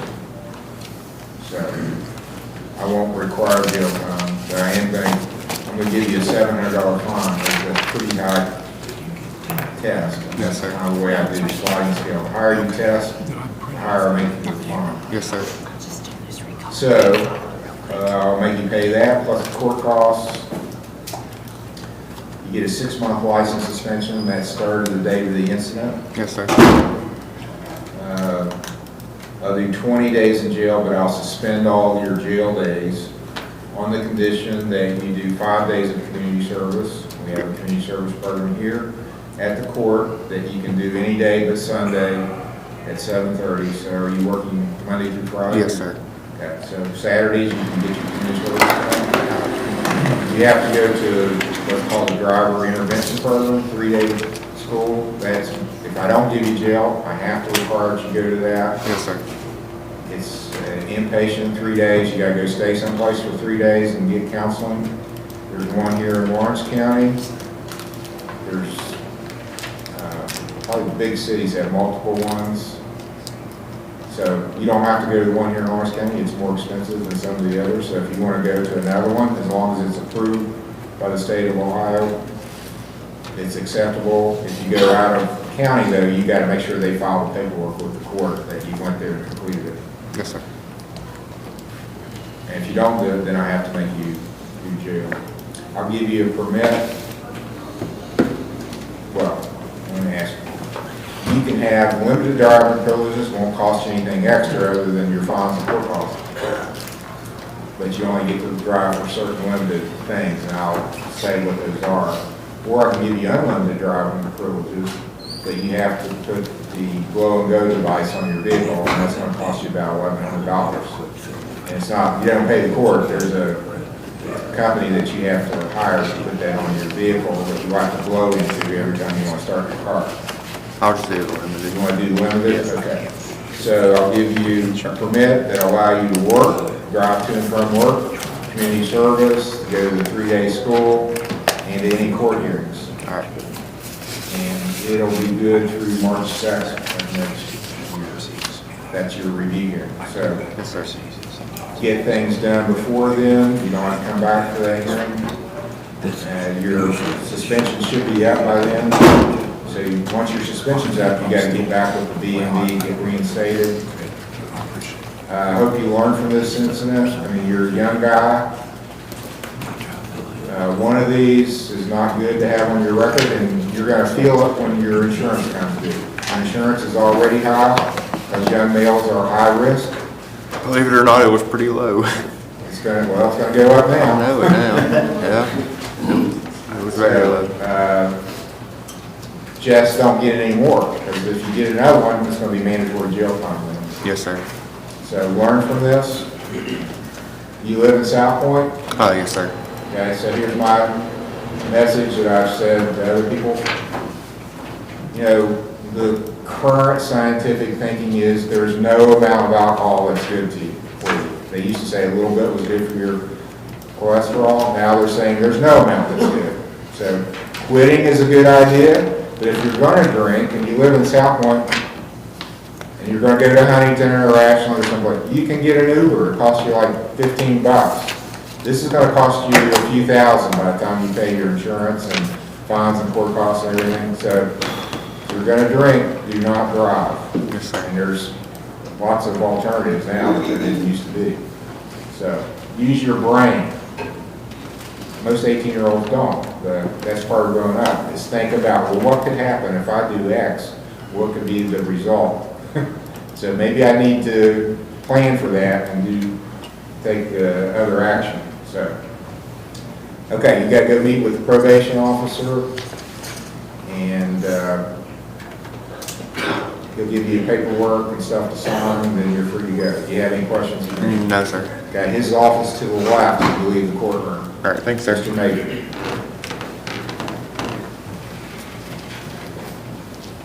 State of Ohio versus Charles Fricky, case number TRC 24-1281, A and B.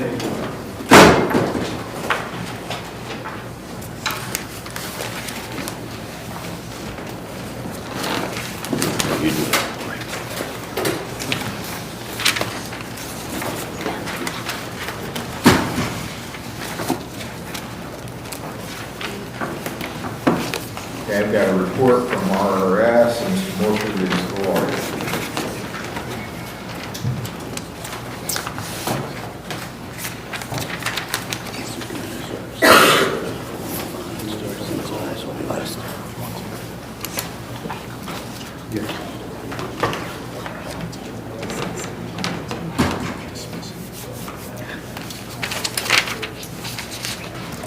So that's good.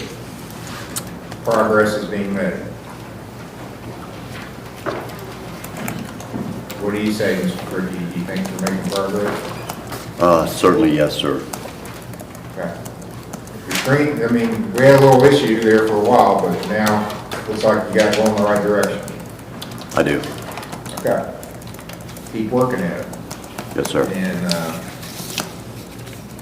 agree to continue. I think there's a pending probation violation, I think. So main thing, we want to get you going the right way and that you get clean and sober. So let's come back in October. What's your dates that you're available?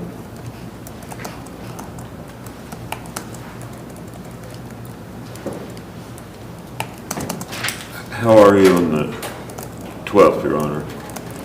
I think that's You're looking at the wrong one. 11th. I thought that was the... 10th. October 10th is the court date. Oh, I'm looking at the wrong month. I'm sorry, Judge. 10th, I'm here. October 10th will be the next hearing. 10 o'clock. Thank you, Your Honor. 10-10. Good job. 10-10. Good job. State of Ohio versus John Vincent II, case number TRC 20-2046, A, B, C, and D. Mr. Morford's case, pre-trial.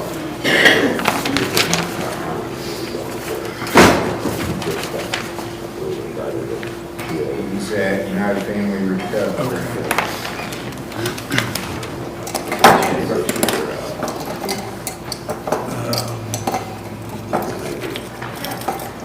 Yeah, unless he's ready to have a plea on this. It'll be all right if it's the way it it's a first offense. So it wouldn't interfere with the rest of what's going on. got the first offense over out here.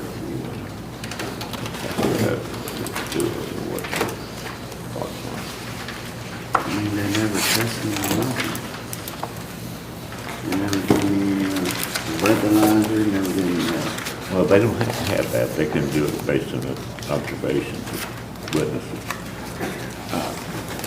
Judge, we'd ask you to set this for one more pretrial. He has had some pending matters in common pleas, and then we had an additional charge now, and we're trying to wrap this all up together, if possible. When you go back to common pleas, Wednesday.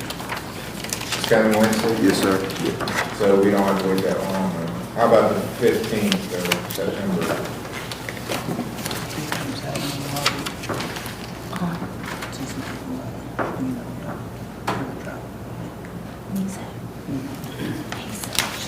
I have a trial beginning that day, Judge. The 22nd of September.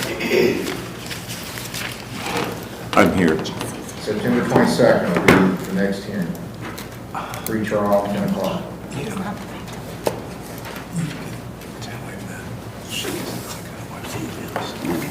Yes, sir. Come in and see me, John. State of Ohio versus Alicia Hannon, case number CRB 25437. State of Ohio versus Thomas Hannon, case number CRB 25438.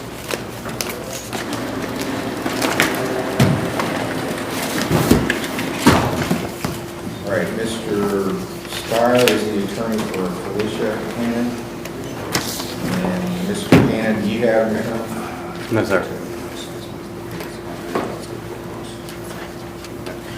Your Honor, the state has indicated, this is a cross-complaint situation.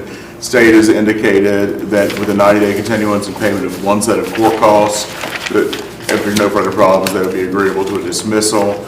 On Ms. Hannon's behalf, I can say that we're agreeable to that. He'll have to speak for himself. I agree to that. And I don't know which of you wants to pay the court costs. It probably might be easier if you did it simply because I'm your attorney and I can see that it's happened versus if he doesn't, I wouldn't necessarily see that.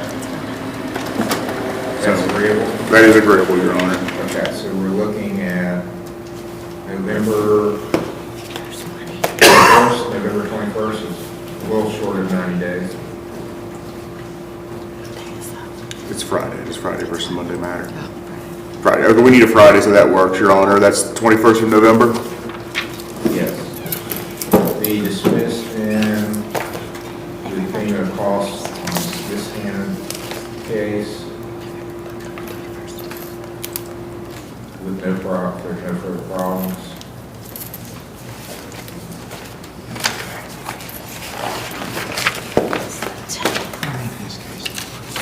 No costs on this one. Thank you. November 21st, 10 o'clock. Your Honor, we're going to go to county jail. Okay, we're going to the jail for hearings by teleconference.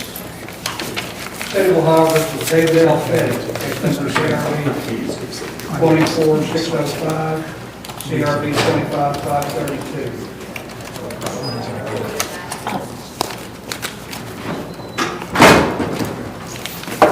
25 CRB 438 is Thomas Hannon. This is for arraignment, it looks like. Yes. David Fetty. Oh, okay, he's the one. All right. Sir, you're David Fetty. Can you hear me, Mr. Fetty? Yeah, I can hear you. All right, Mr. Fetty, I'm Judge Capper. This is an arraignment hearing for you.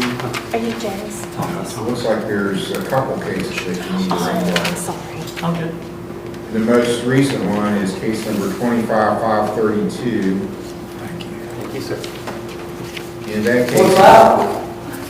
well, I'm going to tell you, and before I do, I'm going to tell you what the charges are. Before I do that, let me go over your rights with you. You have the right to remain silent. You don't have to say anything. If you do make statements, it's on the record. It can be used against you. related. You have a right to consult with an attorney and to have one appointed for you if you can't afford one. You have a right to bail and to make the state of Ohio prove any charges beyond a reasonable doubt. Do you understand those rights? Yes, sir. Okay, this most recent charge is case number 25532, and it alleges that on August 27th in Fayette Township, you knowingly caused or tried to cause physical harm to James Tifo. That's an assault charge. It's a first-degree misdemeanor, and it carries a maximum penalty 6 months in jail, $1,000 fine. Do you understand that charge? You don't have to agree with it. Yes, sir, I understand. I plead guilty to it. Okay. And then you've got another case that you've never been arraigned on because I found that you had never been served previously. They brought it to court, passed it for failure to serve you appropriately, and it's a criminal mischief charge. It alleges that on September the 4th, so it's been about a year ago, September the 4th, 2024, in Fayette Township, without the right to do so, you knowingly moved, defaced, damaged, destroyed, or tampered with property of Cassandra McKee. Criminal mischief. Sir, that family, I was cleaning my grave, that charge was supposed to have been dropped. I'll take that as a not guilty plea. Do you want a lawyer appointed to represent you? Yes, sir, on that one.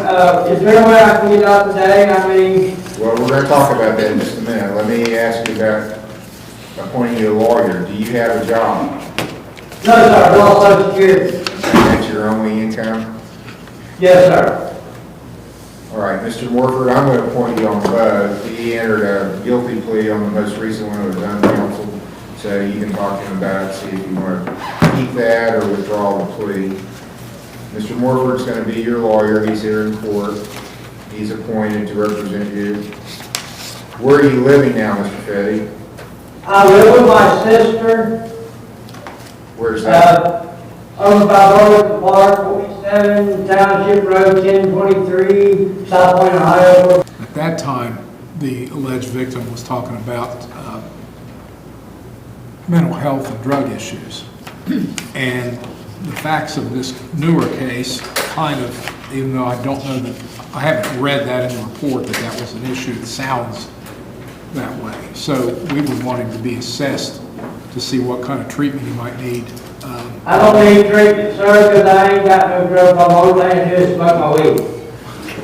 To see if he ought to be released on an OR bond or not. You might want to consider remaining quiet, Mr. Rose. I'm going to enter not guilty pleas on both matters. I'm going to pass on the issue of bond for now, let you talk to him, Mr. Morford, and then we'll come back after you've done that, and I'll decide what the bond should be. So I'll see you back after you talk to your lawyer, Mr. Fetty. He's going to call down and talk to you on the phone.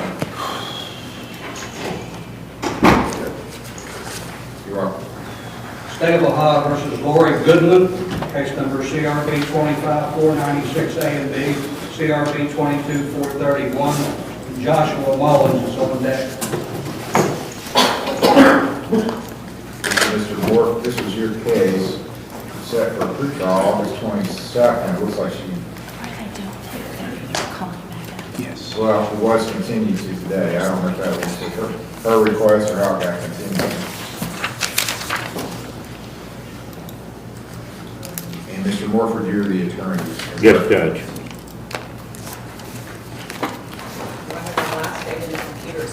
I think we're waiting an offer from the state judge.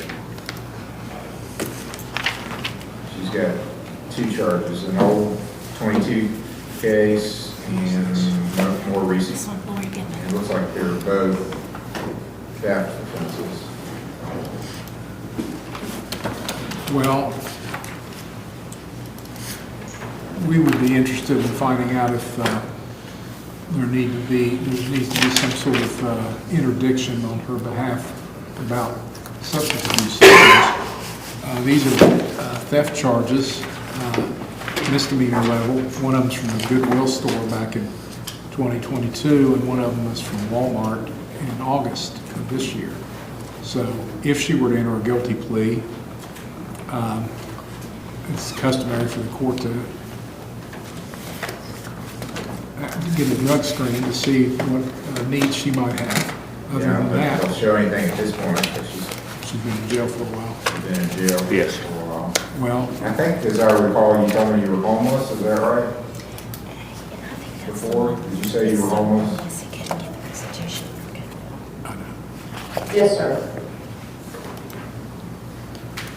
so if she's been in jail for a while, we'd be okay if she would be released, but we also think that she ought to at least be checked out to see if she needs treatment.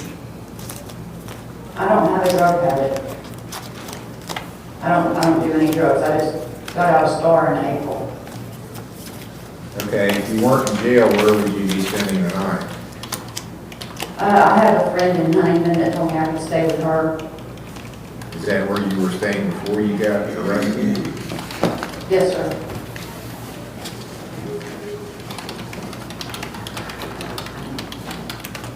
Mr. Morford? I'd like an opportunity to call and talk to her, Judge. Okay, your lawyer's gonna call down, talk to you, and then we'll have you back on the teleconference after you talk to him. Thank you, Judge. State of Ohio versus Joshua Mullins, case number CRA 25490, and Logan Wright is on deck. This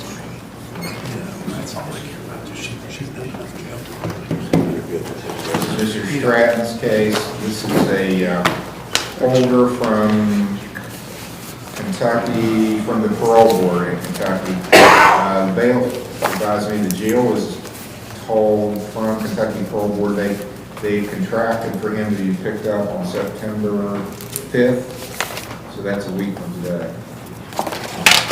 You want to set this for the, I'll set it this how about the 8th. the 8th? Yes. All right. Mr. Mullins, I'm going to continue your case to September the 8th for a hearing. Hopefully by then, you're back home in the Commonwealth. That's cool. I appreciate it, man. I appreciate y'all doing what you gotta do for me. All right, thanks, Mr. Mullins. State of Ohio versus Logan Wright, case number CRB 24512, A and B. Danny Sellers is on deck.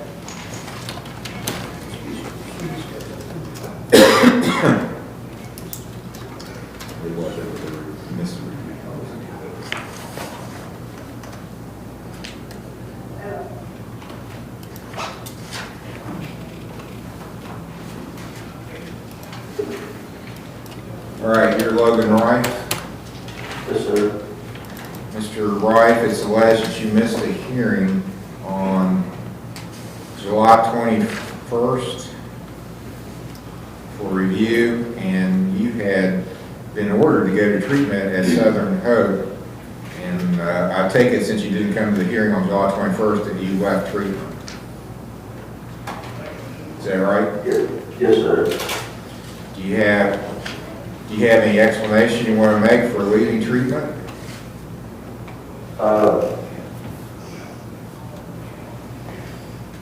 Not really sure, sir. Okay, well, at this point, you had a 158-day jail sentence that was suspended. Actually, it was 180 days. I suspended 158. So I'm going to impose that. You get 158 days in jail, credit for whatever time you served. Are you willing to go back to treatment? Yes, sir. I still to a window, had a real severe accident, messed my arm up for life, causing a life-altering injury, where I was supposed to have surgery today again in California. When did you do that? Week and a half ago, sir. Okay, it wasn't at Southern Hope, though. No, sir. Okay, have you got any medical records to document that? Yes, sir. Where are they? Girlfriend has them, my grandma has them. Okay, are they going to bring him to court for you? I can get all of them. Is there anybody here for Logan Wright? don't see anybody here for you. Do they know you're in jail? Probably not, sir. Yes, sir. When did you go into jail? Last night. You got picked up on warrant. Do you have any new charges in another No, court? sir. No, sir. She heard her foot last night and they just, that I had a warrant arrest. Well, what's her hurting her foot have to do with you going to jail? Was that, did you guys get that altercation and she called the police? No, sir. It wasn't even, the call wasn't even on me. It just, they ran my name, I guess, so I had a warrant. Yeah, well, that's what happens. When the police come, they have a tendency to do that, to check to see if you got warrants. Yes, sir. So,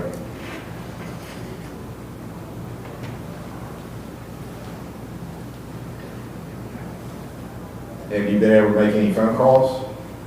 No, sir. I didn't been able to do anything, sir.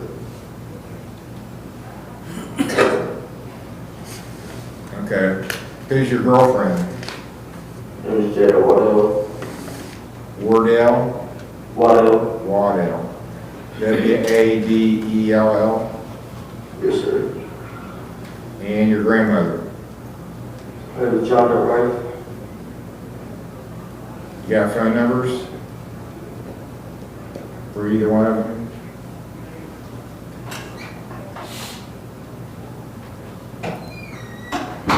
Are you there? Looks like maybe it's locked up.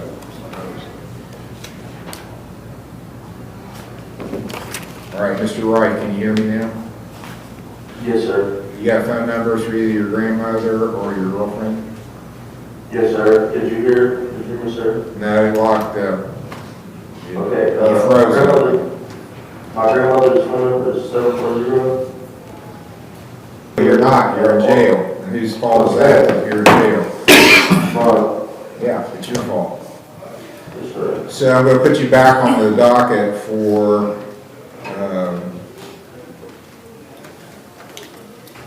what'll be Tuesday now, September 2nd. If we get a hold of your grandmother or somebody that convinces me that you do need, of course the sheriff has the power, anytime they can say, oh, this guy really needs to go to the hospital, they can take it. So Yes, sir. I haven't heard, nobody's told me that yet. Nobody said, because usually they will tell me, oh, he really needs to go to the hospital, Judge, is it okay? Nobody has told me that. So Yes, sir. I'm going to put you back on the docket for next Tuesday, because Monday's a holiday. And in the meantime, you're going to sit in jail unless it's a medical emergency, then we'll get you treated.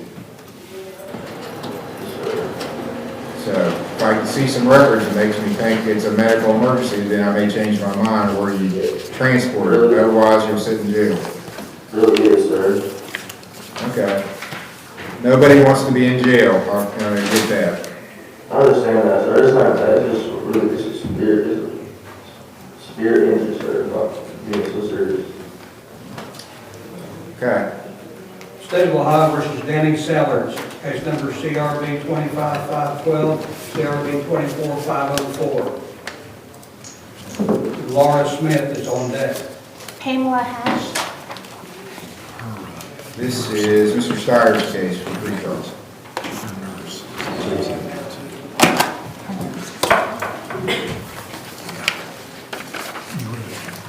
You've got a new case and an old case. Yes. Yes, it's set for pre-trial today. It is an aggravated menacing.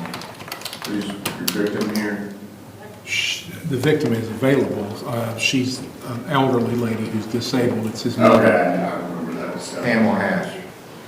So, Your Honor, I've learned that on Wednesday, this past Wednesday, Mr. Sellers had a hearing about child support, and he was in contempt, and he received a 90-day jail sentence. However, I also understand that it can be reviewed well before the expiration of 90 days, but he does have some time to do. In the meantime, these are, if the court remembers, Ms. Hash's caretaker, her nurse was here last time and just expressed the terror they have over his behavior. and this is his mother and the lady that takes care of his mother. He ought to be ashamed of himself, the way that he talks and acts around his mother who's not well. He deserves to be in jail. So we have these cases pending. If he wanted to go ahead and plead guilty today, we asked to look at sentencing maybe a week or two down the line. He's got to be in jail anyway. Maybe he could save himself a little bit of extra time if he comes clean on this stuff.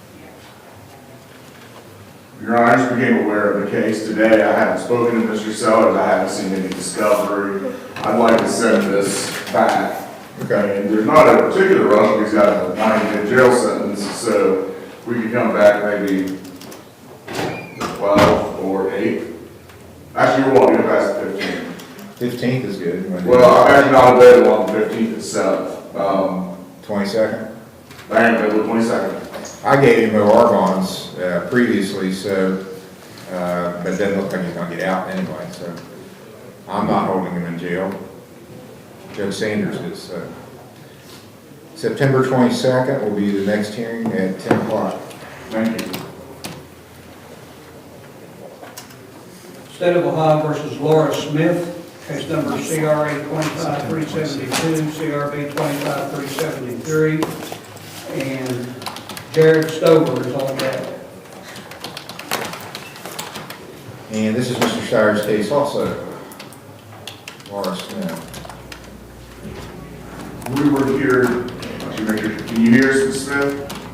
Yes, sir, I can hear. Okay. We were here on Monday. At that time, we believed that Hometown Recovery was going to be able to take her. The person whose bed they were going to use ended up not graduating. That didn't come available. I was approached this morning by Southern Hope, who said they have a bed for her that's actually open today. So I'd like to ask that we could maybe release her. I guess we would alter the entry to allow her to go to Southern Hope and then set it back relatively quickly, but it doesn't need to be necessarily immediately, obviously. Mr. Hill. We're okay with that, Your Honor. Okay, so I'm going to order that she be released and she can be picked up today by Southern Hope. Okay, she's ordered released to Southern Hope on a $2,000 OR and come back in a couple of weeks probably. I'm not here the 15th, but I'm here the 12th or 19th or 22nd. It would be the 12th. September 12th will be the next hearing, be a preliminary hearing at 10 o'clock. So you're going to get picked up today, you get a treatment, you got to stay. You don't stay, you got a felony. So you can run, go back to Huntington, but a felony warrant's good in every state in the union. So going to Huntington's not going to do you any good. You'll just get arrested, go to Western Regional and sit for at least 3 weeks before you get to see a judge in circuit court, and then they'll just send you back over here. So stay and get clean. Thank you. You're welcome. State of Ohio versus Jared Stover, case number CRB 25521, CRB 25501, and CRB 25461. This is Mr. Smith's case. Yeah, he's not there. There it is.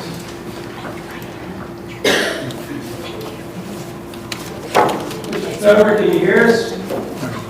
Yes. Okay, good. I had called you out earlier, spoke to my client. I understand that one issue we had Monday was insurance. I understand that's how we've been reinstated.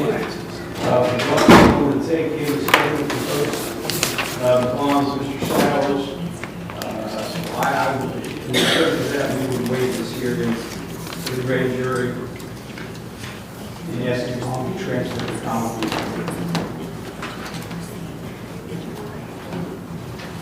Yes.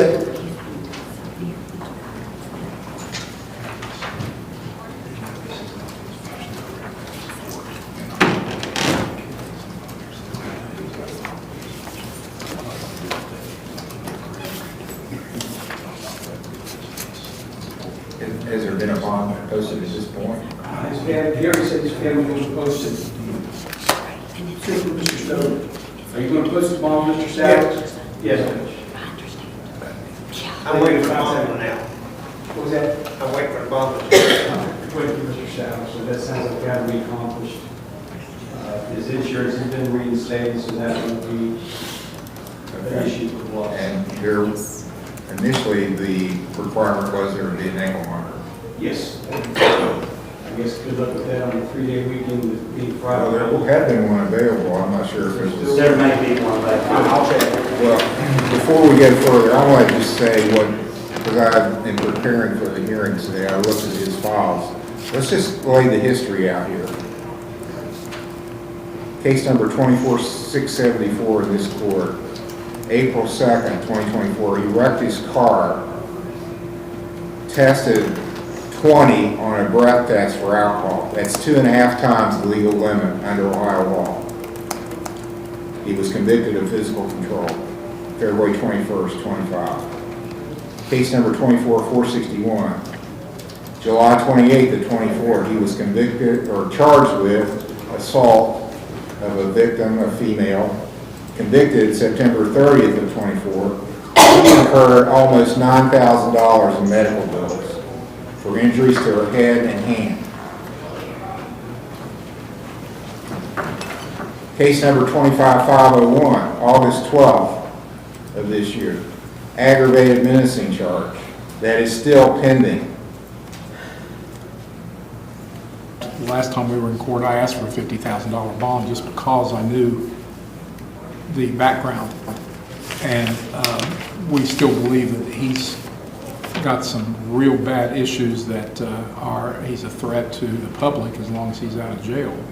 Now, I know there's been a long discussion about him going to treatment as well, and ankle monitors and the bond being posted and all that. And I also have Ramona Coleman here who says, you know, this is way overcharged, aggravated burglary is way overcharged. Well, I guess that's yet to be seen, but it's serious nonetheless.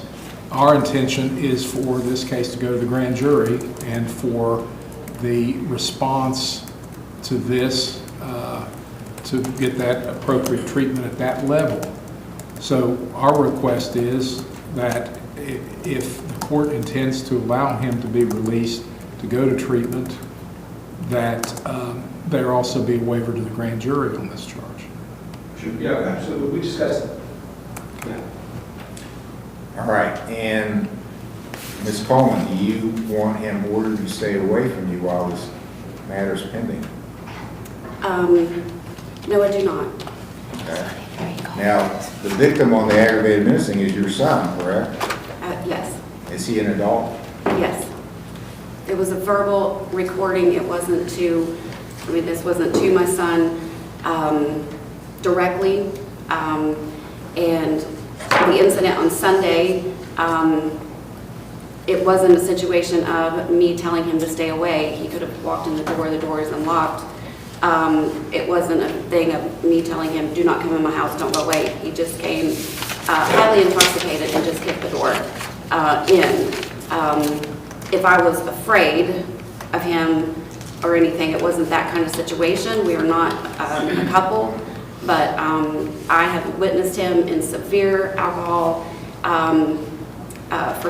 for a long time, and he has tried to get help, and he has been on several medications that are controlled substances from OBP, and that is when everything really went out of control in May of using alcohol with the prescription drugs. Wait a minute, he got convicted of a crime of violence against another woman a year ago. Right.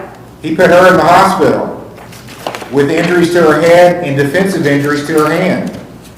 $9,000. Were you aware of that? Partially, yes, and I just found that in June. So you're making excuses that don't fly. So, I'm not saying okay, it's not you don't need to say finished. anything more. I'm going to do what's recommended here. Now, he's going to the Bluffs, is my understanding. Is that correct? So he'll be away from here.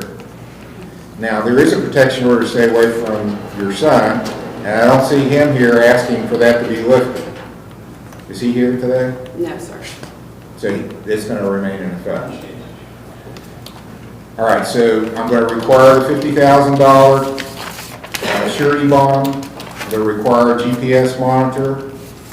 I'm going to require that he not get around Kyle. And I'm going to require that he stay in treatment, so it should be not a problem that I can't stop you from going to see him, but he's not to be out. He's going to be in treatment. There's going to be a waiver on 25/5/21 to the grand jury of the preliminary hearing. And the bond will be transferred down to common pleas. Now, the misdemeanor that is unrelated because it happened at a different time, so it's going to stay here. What are we going to do on that? That one, I believe, is set for September the 19th. That's correct. And he, at the time, indicated he was going to hire an attorney. Well, he's not working now, so I'll appoint Mr. Smith to represent him on that matter as well.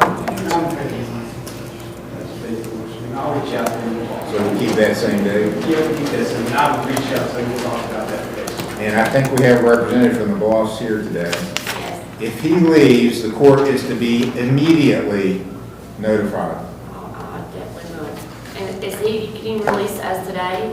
I'm sorry. Is he really getting released? He has to have a today? GPS monitor, so adult probation places those. Sometimes it doesn't happen the same day. So he'll be released when the bond's posted and the GPS monitor is placed on it. It could happen today.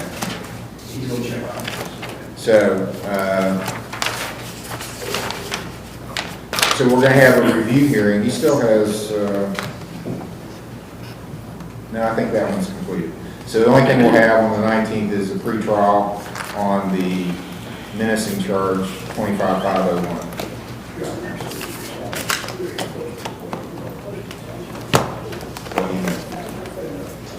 Yeah.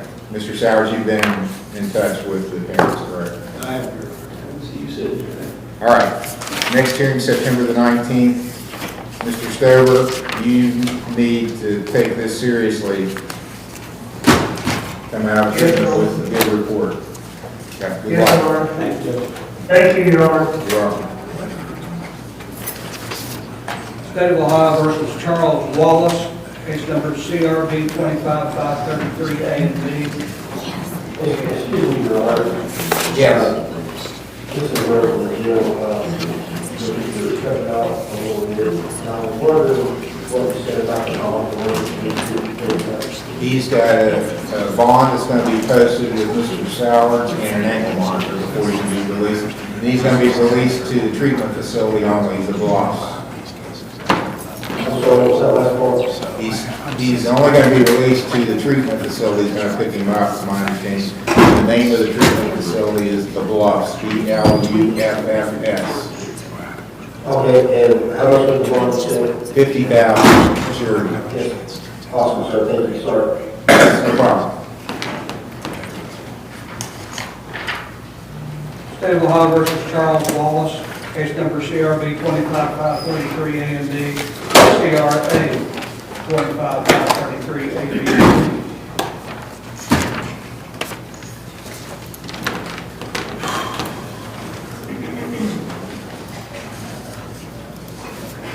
Sir, are you Charles Wallace? All right, Mr. Wallace, let me go over your rights with you first. You have a right to remain silent. You don't have to say anything. What you do say is on the record. It can be used against you. You have a right to have an attorney, to have one appointed if you can't afford one, to have bail, and to make the state prove the charges beyond a reasonable doubt. Do you understand those things? Yes. Okay, you've got two charges, resisting arrest and disorderly conduct. So I'm going to go over those with you. 534A is the charge on resisting. It's alleged that in the village of Chesapeake, August 26th of this year, you resisted the lawful arrest of yourself. That is a first-degree misdemeanor, maximum penalty is 6 months in jail, $1,000 fine. 534B is disorderly conduct. Same time and place is alleged that you cause inconvenience, annoyance, alarm to others by engaging in fighting, threatening to do harm to other persons or their property, being violent or turbulent, and that you did this in the presence of a law enforcement officer. That's a 4th degree misdemeanor disorderly conduct. The maximum penalty for that is 30 days in jail, $250 fine. And then there's another charge here, 25,533, A, B, and C.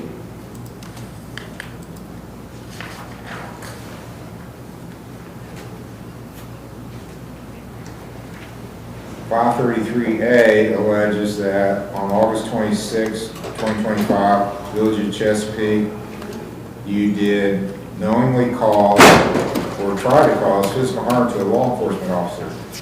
So this charge is a felonious assault. Maximum penalty is 18 months in jail, $5,000 fine.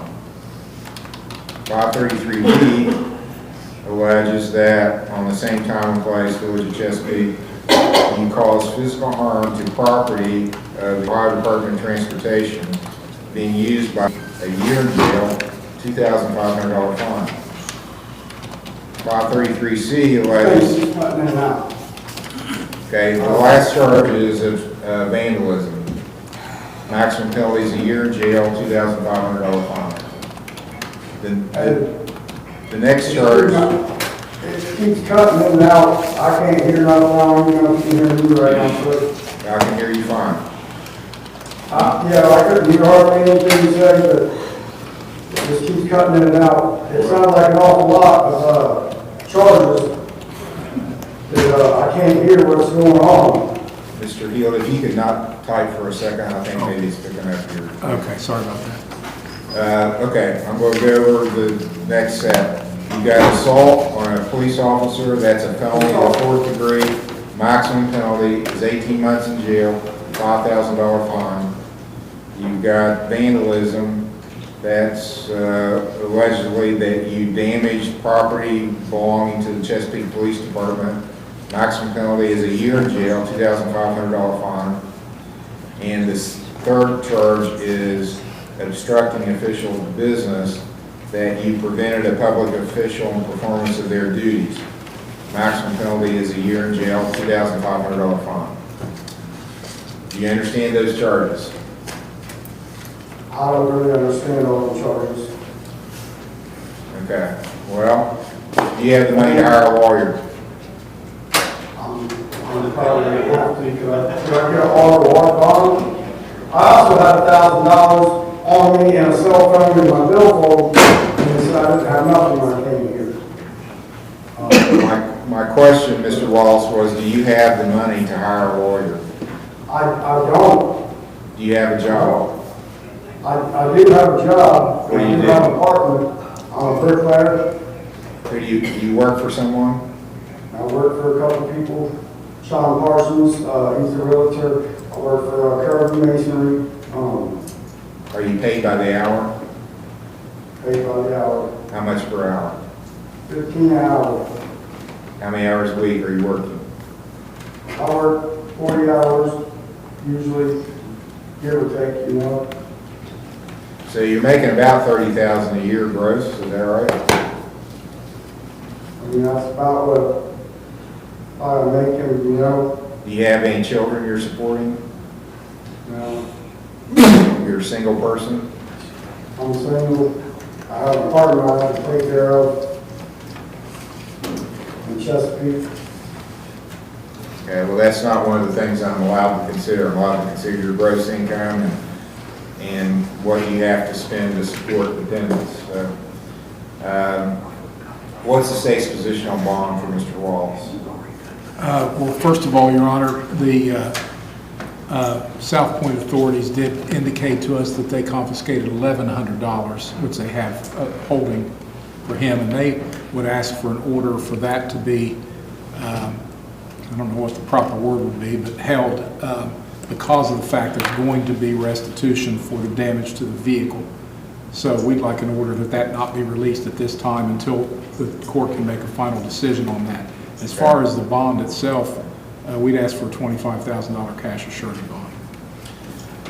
All right, well, under that circumstance, then I'm going to appoint a lawyer. I probably should appoint Mr. Steyer. I'm appointing you a lawyer. I'm setting bond at $25,000 cash surety to cover both sets of files with the charges.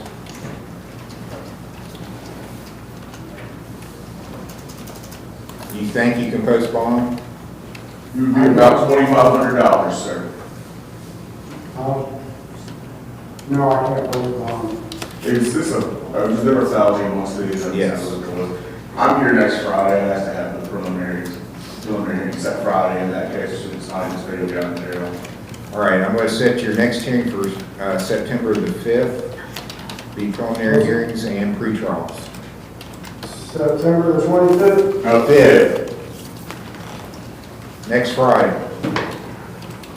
I'm giving the files to your lawyer. You have a phone number. If you get out on bond, do you have a phone number where he can reach you? Yeah. You want to give it to him? Just a second, we'll get that number here. Go ahead, please.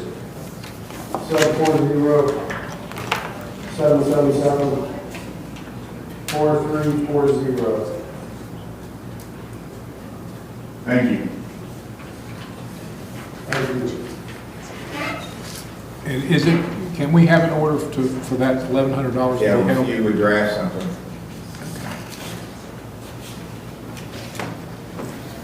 Mr. Steiner? Yes. Come on, the next case. Tyler Young. State of Ohio versus Tyler Young, case number CRD 25509.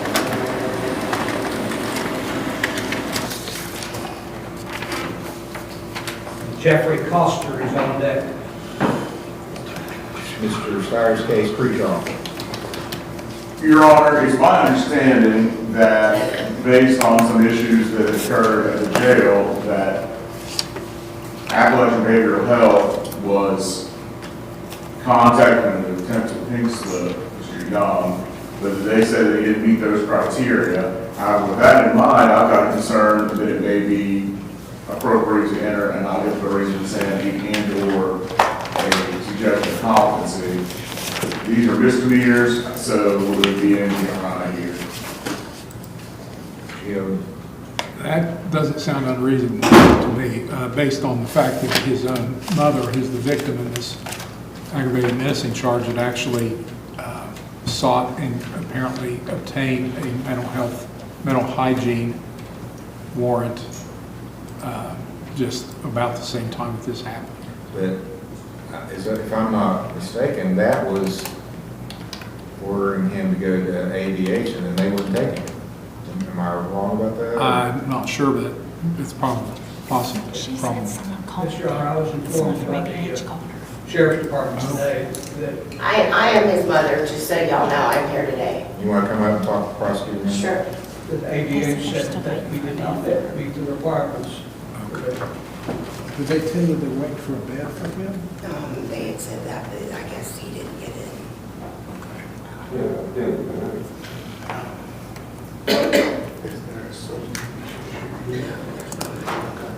There is an underlying mental illness. There is. I don't have it, they won't give it to me. No, Has he been in the hospital? he was in North Carolina before he went here.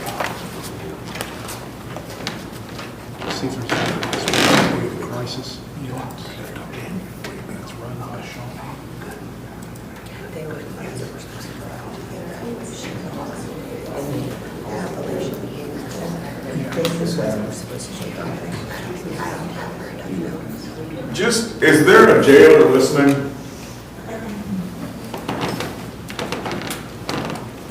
I'm going to assume from that the answer is no. Do we know if it was the mental hygiene warrant that resulted in the situation in Appalachian, or if the jail itself asked the question? What is it?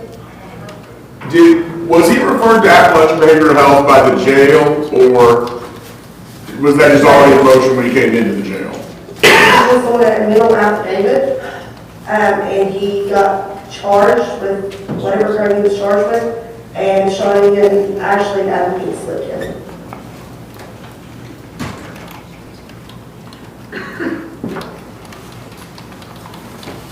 So Shawnee did issue a pink slip, but Appalachian refused to take it. I'm not sure if Appalachian refused to take it, yes, Shawnee did issue a pink slip. And I don't, Your Honor, I think I have no choice but to file an NGRI and competency on this. Would you also contact Shawnee and see, maybe investigate, because actually I remember during the arraignment and telling there had been a mental hygiene that he was going to go to the Appalachian Behavioral Hospital, and he seemed happy about it. He seemed like that would be a good, he wanted to get treatment. So, very, again, disturbing, we don't have more treatment options available. An NGRI and competency have to be filed. Does he have any medical providers that can deal with the issues that he's presenting? Not at this current moment, but I would be willing to take him somewhere. Where do you guys live? We live in South Point. Okay. Does he have a medical card? A what? A medical card? No. He's probably eligible though. Just a second, sir. Just one moment, please. You don't have, he's not on private insurance, is he? No, he's not. Okay. He's probably qualified. That may be I think something. he would be eligible for a Medicaid card. Medicaid, so, okay, we There's could a apply place for right Medicaid. here close to the court that does mental health counseling, TAF. Okay, They're down in the little shopping center, I believe, aren't they? Yes. okay, Chesapeake Plaza Shopping Center, okay, where National City Bank used to be. okay. And you can walk in there, thank you. They take walk-ins, okay. Sir, I've given my phone number and my card to your mother. Sounds like, am I correct, that the state's going to join the motion for an alarm? We're okay with that. And then if ABH says that they want to take him, you have to make that decision too, whether that's a good idea. And it might be good for him. I don't know what. Right. I don't know. Hey, it would be better if you didn't, sir, because you're on the record. I'm here to speak on your behalf. Yes, sir. We're working toward getting you out of jail. Once we got you out of jail, I'll be able to talk to you myself, and they'll figure out what we need to do as far as the court goes. I recognize that you're generally wanting to push things past the 15th. If we can get him out today, we can maybe set this one for the 5th as well. I can meet with him, get in here, and maybe have some sort of a plan of action. Yeah. It's gonna be another, This. yeah. We're approaching 30 pre-trials. I think there was a song about that. All right, September the 5th will be the next hearing. He can be released on an OR bond of $2,000. Anything I need to order him to do or not do for your own protection while he's out of jail living with you? Follow through with his mental health care. Okay. And I'll say this too, if you're living in your mother's household and you're a grown man now, you gotta follow her rules. So if she tells you to do something, you gotta do it or get the heck out. I will. She gets to make the rules. Yeah. So, sir, you're gonna get out. Your mom got my phone number. Give me a call, send me a text message. We're not gonna talk about the case by text message. If you can get a hold of me by text message, I can make arrangements to go speak to you by phone, and we'll figure things out. So, Okay, thank you so much, sir. I appreciate you guys. next Friday will be his next hearing at 10 o'clock. I gave her the number to pass. Okay. You got, do that along, State of Ohio versus Jeffrey Costner, case number CRA 25531A and D. Lori Goodman is on deck.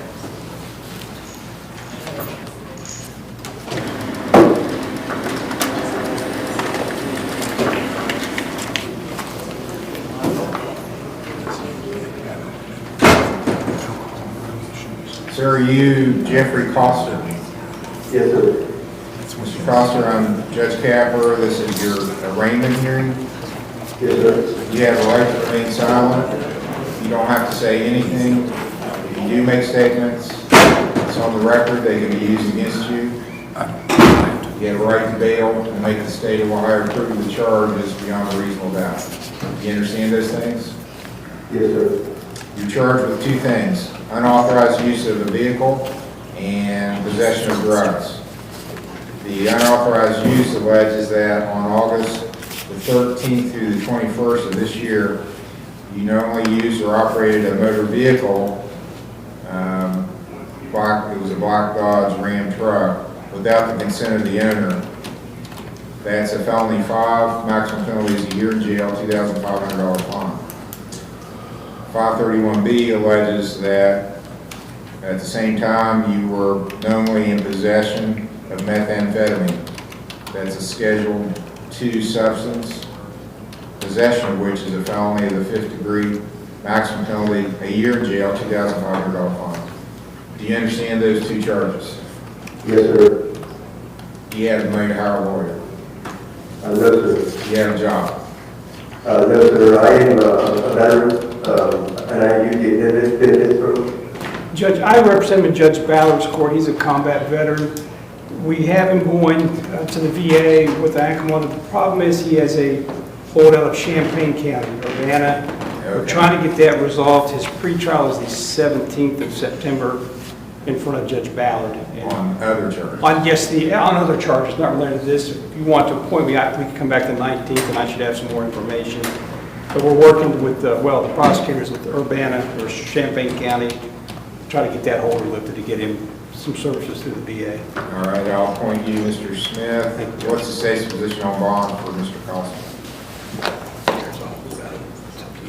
Well, are they going to take him? Yeah, because if Urbana or Champaign will lift that holder, he's ready to go. To treatment? Yes. We're okay with, if they work that out with Champaign County, we're okay with no R bond if he goes to treatment. Thank you. All right, I'll set a $2,000 signature bond, so that won't hold him up from going to treatment. He's got a holder right now. Correct. Champaign County. Yes, sir. And when do you want to set it for those? Judge, that pretrial is the 17th of September. Can we do the 19th of September? Yes. A couple days after that pretrial. September 19th will be the next hearing here, the preliminary hearing and pretrial, 10 o'clock. Thank you, Judge.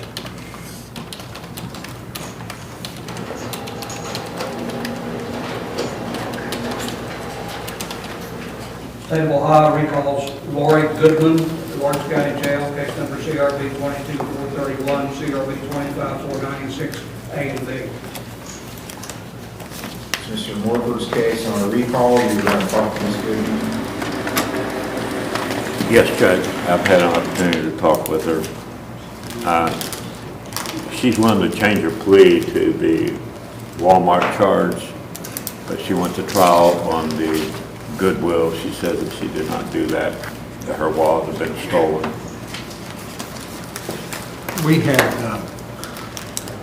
We made efforts to try to get in contact with someone at Goodwill who would have knowledge of that. It was several years ago. We've been unsuccessful. So if she pleads to the Walmart charge, we will nolly the Goodwill theft charge. Okay. 22431 is going to be nolly.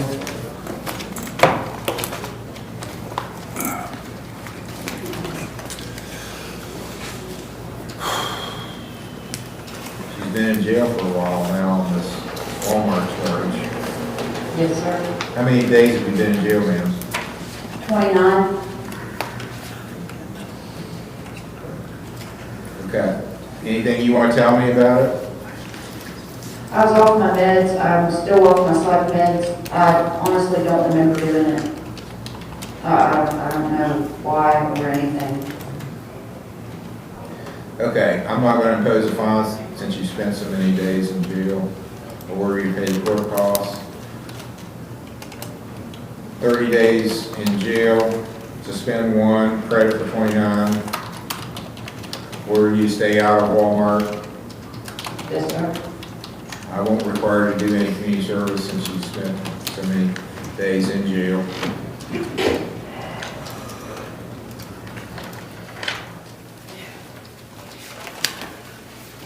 Review hearing is March 2nd.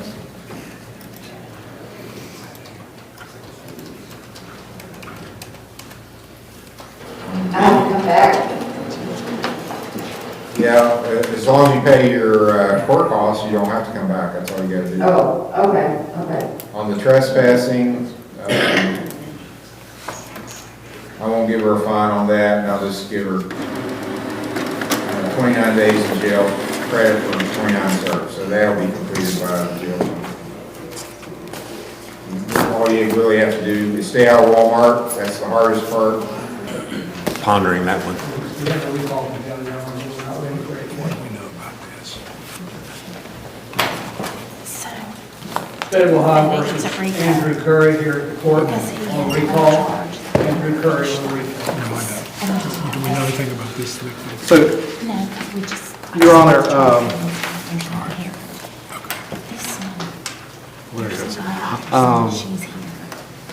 I think we've got something worked out. He's agreed to stay in treatment. Kim with Tri-State is going to get a hold of her and work with her. Kim, miracle workers, Kim is, and try to find her a place and help her. She doesn't. The dog. Somebody's got to deal with the dog too. The dog. Kim will work with the dog too. I think. She's a dog person, that's for sure. Yeah, so she'll figure that one out too.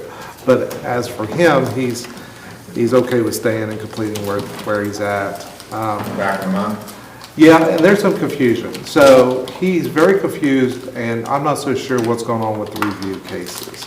I think could the court just... He's got a new 25506. That's a new ag menacing charge. That's the new charge. Yeah. But on the review side, it looks like he's pled out to a couple charges there. He's got still fines, he has. Your Honor, if I may, he has asked about doing community service. Well, there's community service owed on one case that's not done. He's got an ankle monitor on, so he can't do it until it comes off, is my understanding. Okay. Our recommendation is to keep it on for now. He's on a behavior contract, right? Or he's still in his blackout, so. Okay, we'll take a look at it off, look at taking it off next time. Month out? Yes, Your Honor. September 29th. That was a bad day for me, Your Honor. Okay, the 26th. Yes, that'll work. September 26th.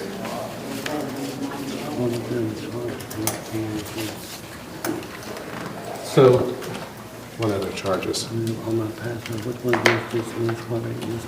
Everything else is under review except the ag menacing charge, which is still pending. That's for today, right? Yes. Now what happened? What don't you understand? I got treatment for the news. That's why I'm doing this one. You're in treatment because you were arraigned on that and tested positive. Yeah. That's why you're in treatment. That's a condition of bond. Okay, so what happened on the, so I gotta come back again on the news charges? Yeah, on 926 and review on the other charges. The main thing you need to do, Mr. Curry, is get clean and stay clean. That would solve a host of your issues. Yeah. You're right. Thanks, sir.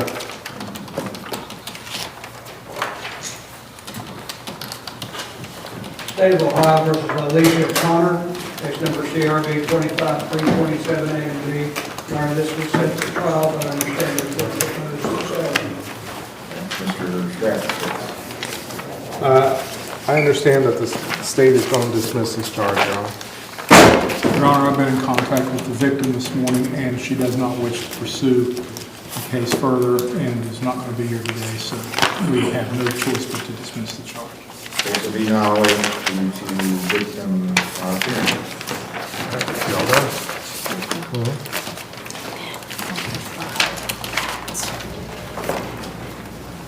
State of Ohio versus Brian Elliott, case number CRA 25-525A and D. This is set for preliminary hearing. Your Honor, Mr. Holt is the attorney.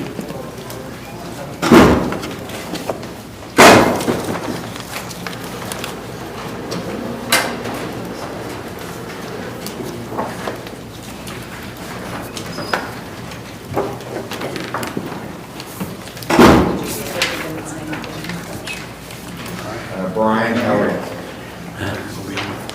You're here.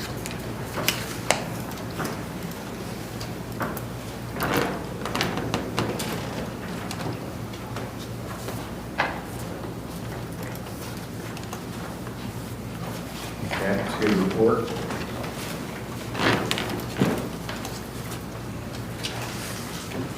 Your Honor, I believe the state and defense are in agreement to try to allow Mr. Elliott to continue in treatment, keep it at this court. We could get a court date, approximately a month, Mr. Hill. Does that work?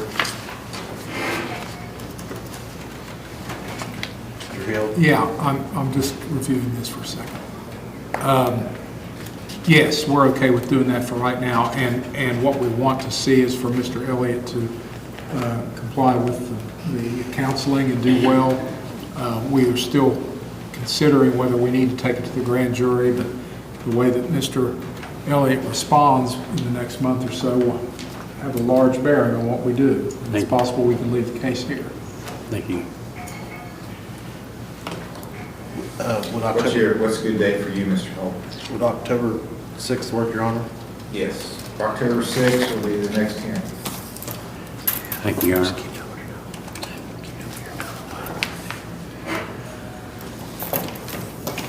Thanks for your opportunity, Your Honor. State of Ohio versus Jacqueline Stiltner, case number CRA 25-146. Jacqueline Stiltner. Mr. Holt's case, Your Honor, she had a holder out of Ross County, which we Knox County, I'm sorry, suspected. We went up there and spoke with them, and we have court Monday at 1:30. Okay. So we're hoping to get a release to us then. Oh, she's in custody there? She did a roll full hearing in Ironton, I believe, earlier this week. Do you think the court there is going to release her back? I do believe so. It's an aggravated possession charge. Is that same date, Mr. Holt? That's fine, Your Honor. October 6th will be the next hearing. Thank you, Your Honor. Thank you, Your Honor.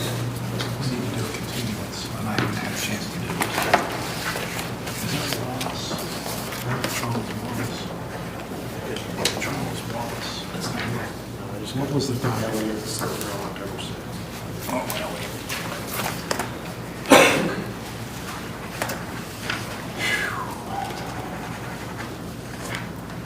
State of Ohio versus Tessa Stapler, case number CRA 25-425, CRB 25-426.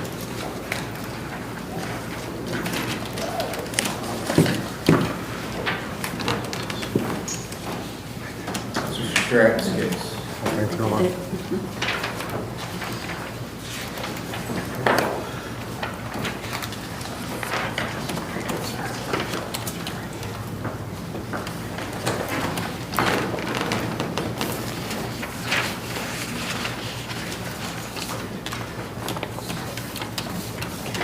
Your Honor, the dates of admissions aren't necessarily correct. Okay, I was going to say, why don't you just start on the... No, there was a period of detox prior to them Okay. going into 2-5.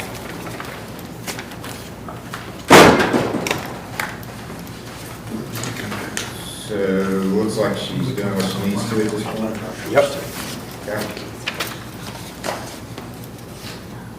Mr. Stratton. Your Honor, we'll just continue, maybe about a month. Not the 29th or...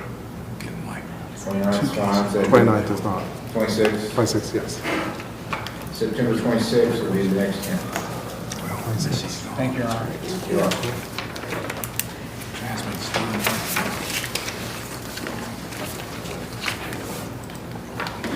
State of Ohio versus Jason Harrell, case number CRA 25-447, CRB 25-428, A and D, CRB 25-429, A, B, and C.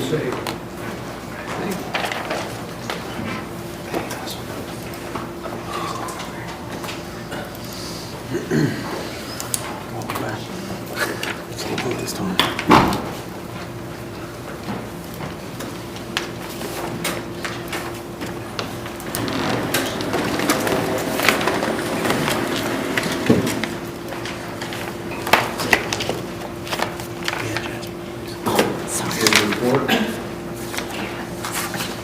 At the, September? no, I'm going to be out on the 19th of September, the 14th of October. Okay, October 14th. Can we set that for a trial on October the 14th, or do they want to resolve the theft cases today? There's 4 of them. Well, let me talk to him. He just got out of jail, and he's just got in treatment. You want to set, we can set it for a pretrial earlier, Yeah, we could, the 19th, Yeah, I hope we get it resolved the 19th, at least the theft part of it. and then if it's not resolved, we set a trial. I'd prefer that, Judge, just so I can file discovery and then have a chance to speak with him. September 19th would be the pretrial. And for me. Thanks, Judge.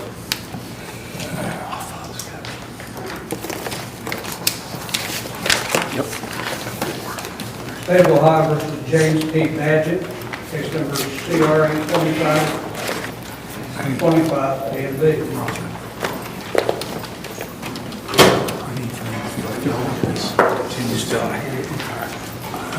Case numbers on. Here, it's getting printed. Except the case numbers. You said to fill it out. Yeah, the case numbers. Gotcha. All right.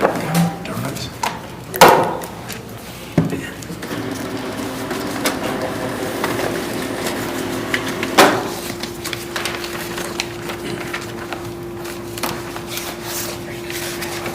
Who's this? Badger. James Badger. I'll get it right now. You got it. I need still. He's still on the arc. I gotta get it, yeah. Yeah. Jacqueline's still.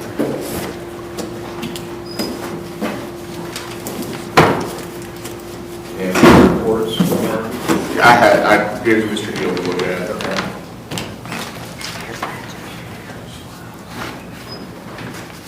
Mr. Markham. I need that back then. Here's Joe. Now let's see. Just a second here, I apologize, I handed you the wrong one.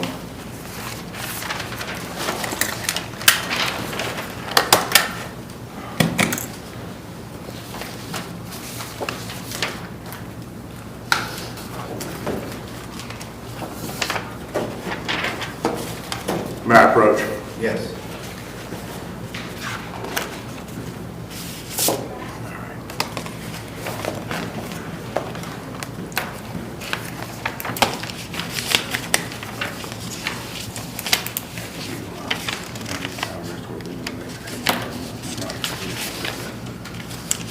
I don't know what it is. Restitution, there you go. I picked the wrong case, I apologize. Yeah, I'm sorry. My wires crossed. Okay, he has completed anger management. No certificate yet, Your Honor, but I have completed the course.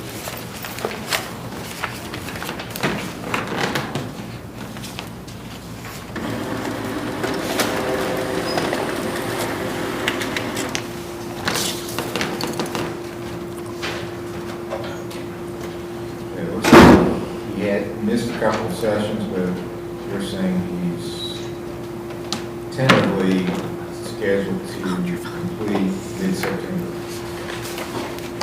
The first week of those sessions, ARC had some internal things going on where they closed the Ashland office and moving people around and different things, and so but I do have those sessions scheduled to be made up this coming Tuesday. Okay. I came into the party late on this one. This, I think, might have been Mr. Smith's case earlier on. I picked it up, so I'm not sure what sort of a time frame we're looking at on this. If he's getting close to completion, maybe come back toward the end of September to have time for that, then evaluate whether we're the state's satisfied. What's your statement?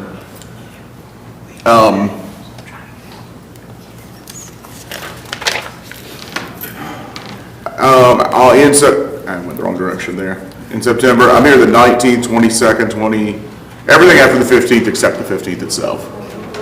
Any day other than the 15th of September. 22nd? 22nd's fine, Your Honor.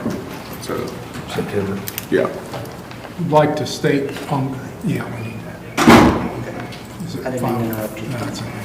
On behalf of the state, and I realize that Mr.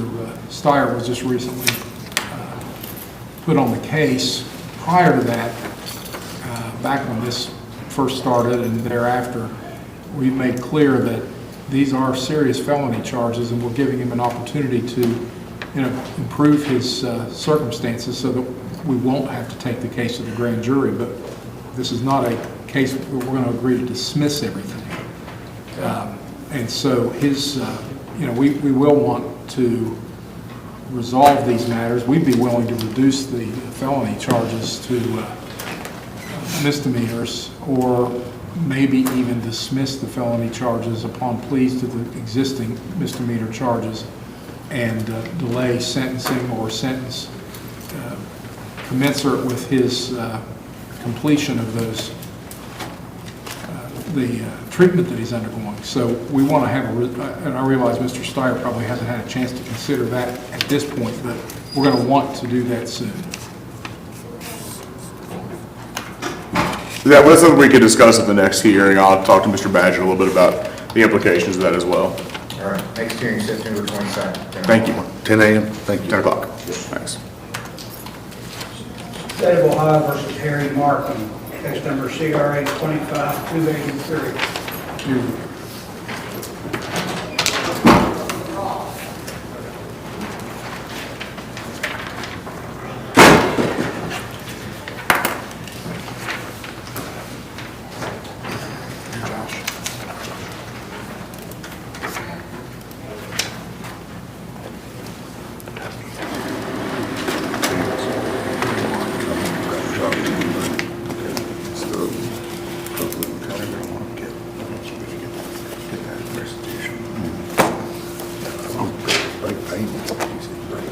Well, you have to do it all at once, but we can figure some things out. Right, if you give it significant payments.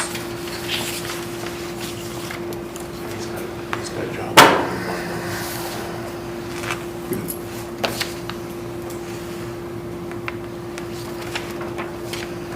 Once you get work, figure out what's overtime, we can do that on, and we'll go from there. Well, that'd be my first priority. Well, I know, yeah, that has to understand there's, you have to figure out what's going to look like.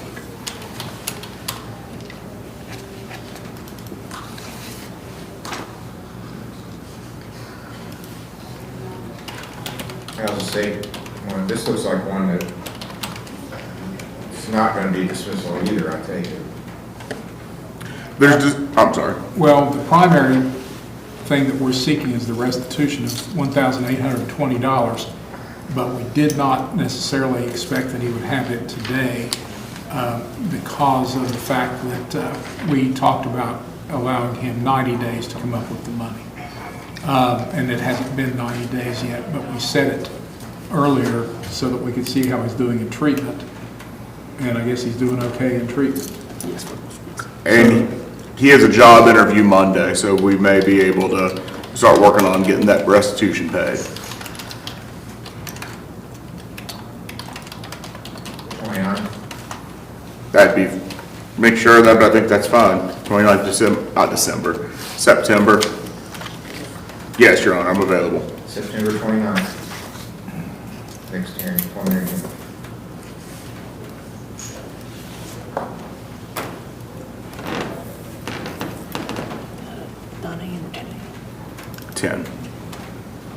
State of Ohio versus Tommy Scarberry.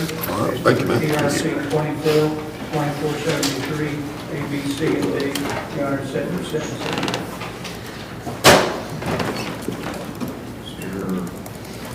Stratton's case.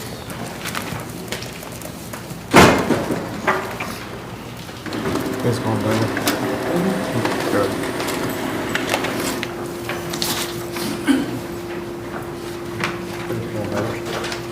Yes, you give it to me, that's right.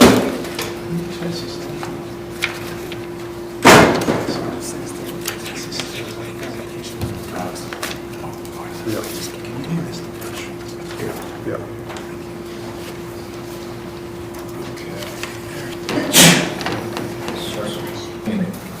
Yeah, if you remember, he went to foundations, you're on back on the 15th, and then RRS after that. Okay.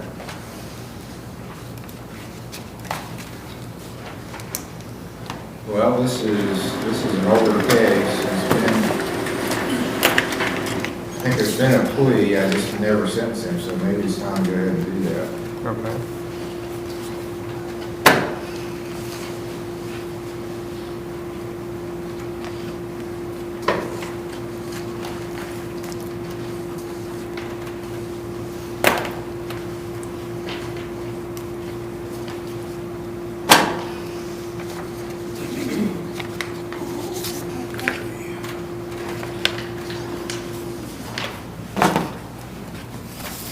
This looks like it is, this is a transfer case from one of the villages, looks like Chesapeake.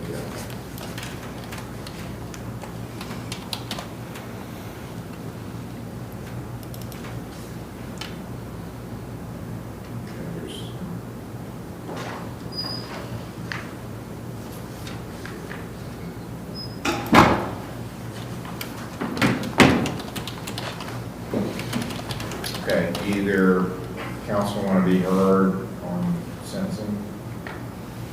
Your Honor, he's been going through treatment. He's struggled a little bit, but he's made a good faith effort in doing that. He's never complained about that at all. He's just had some struggles, but I just ask that you be light on the sentence, Your Honor. It is a first offense. It's a first offense, and it's several months old at this point, and I know that, and he has had some struggles on and off, but that's not unusual, and he's still trying, and he's still doing better. So we don't have an opposition to anything more than the minimums, and the fact that he's going through treatment, we would agree to let that stand as in lieu of the DIP program if he continues to be successful. Mr. Scarberry, anything you wish to say? Yep.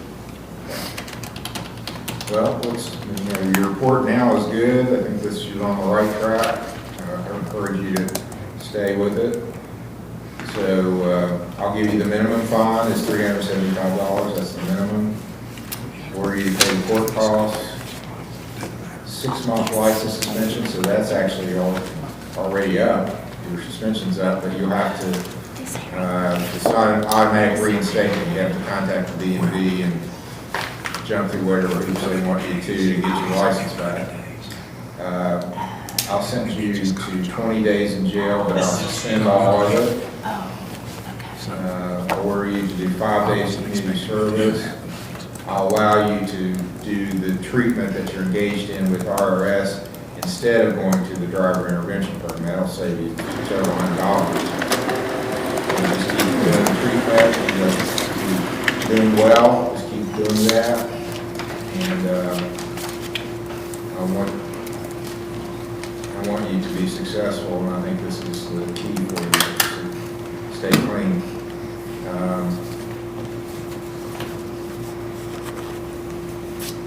He's got a few other, I'm just going to, in light of how well he's doing right now, there's several other minor charges from the village. I'm just going to dismiss all those.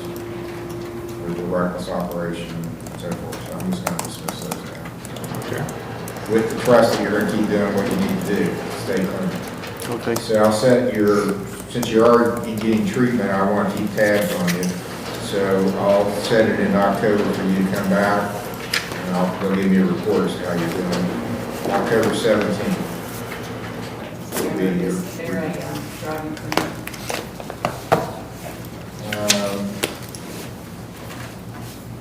Yeah, he's got proof of insurance, so I'll give you a permit to drive for work. community service, to go to treatment. What else do you need to drive a permit for? Anything else? No, Your Honor. No? Okay. Get that from Mr. Major. You got to check in with him. Got your probation. October 17th, your next hearing at 9 o'clock. All right, thank you, Your Honor. Yes, good luck. Thank you. You're welcome. All right, just go around, check in.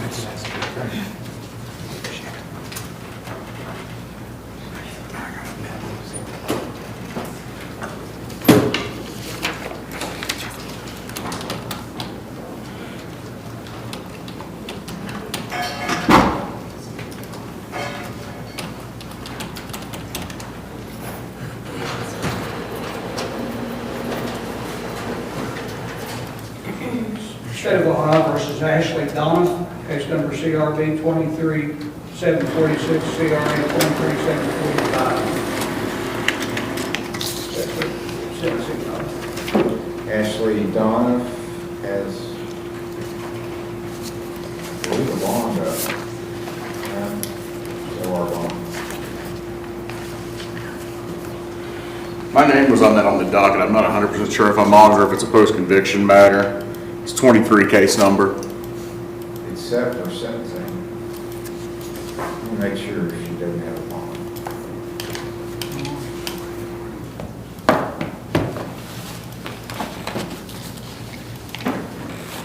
And she was supposed to go to Bethesda at one point. I've seen this in the fall. Release only to Bethesda. She ran. She ran.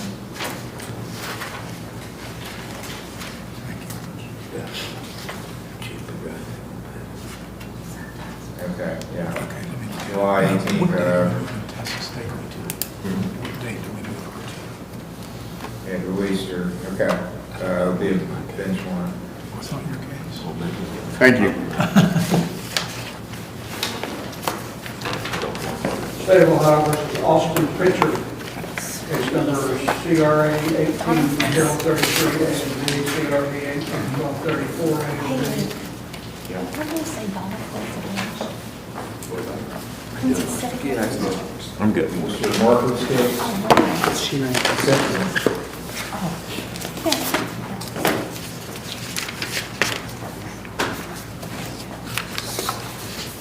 This is Marcus Rose. We didn't mean this Rose.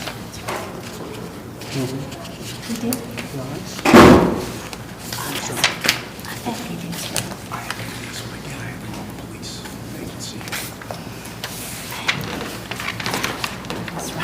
Mr. Pritchard's making payments on his case.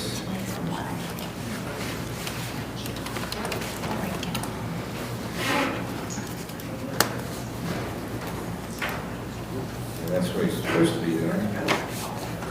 Every month. Yeah, so, yeah, payments today? Yeah, 60.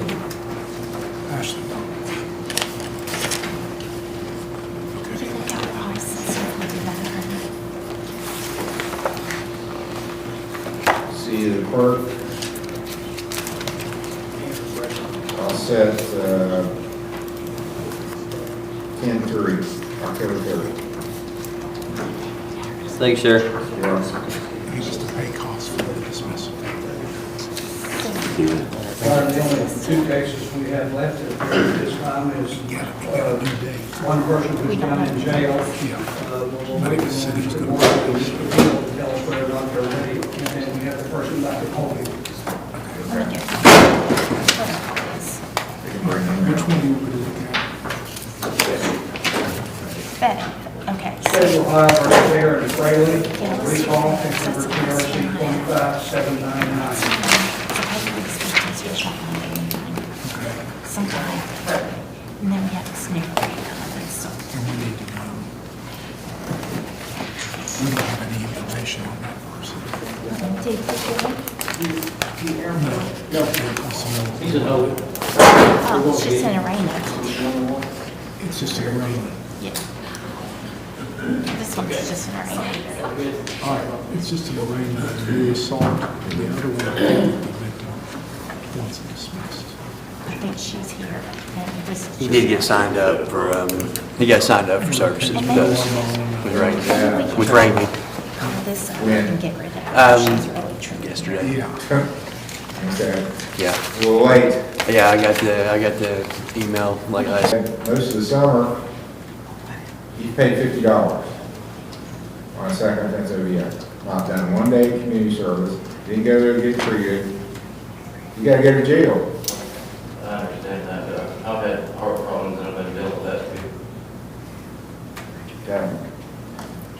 I'll sentence you, you had 40 days in jail with 20 suspended, 20 days are imposed now. Your next hearing will be October the 17th for review. 9 o'clock, he's coming in the hands of the sheriff. October 17th. Yeah. You want to give 10? Get it down. State of Ohio versus David Alfetti on a recall at the Lawrence County Jail. It's number CRB 24605, CRB 25532.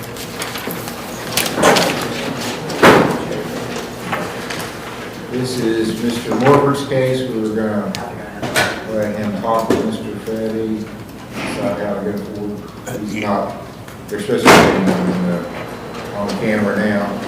It's I believe an arraignment judge on the newer case. Yeah, I've already arraigned him. Okay. I don't think we're going to be able to resolve that today. That's my uncle.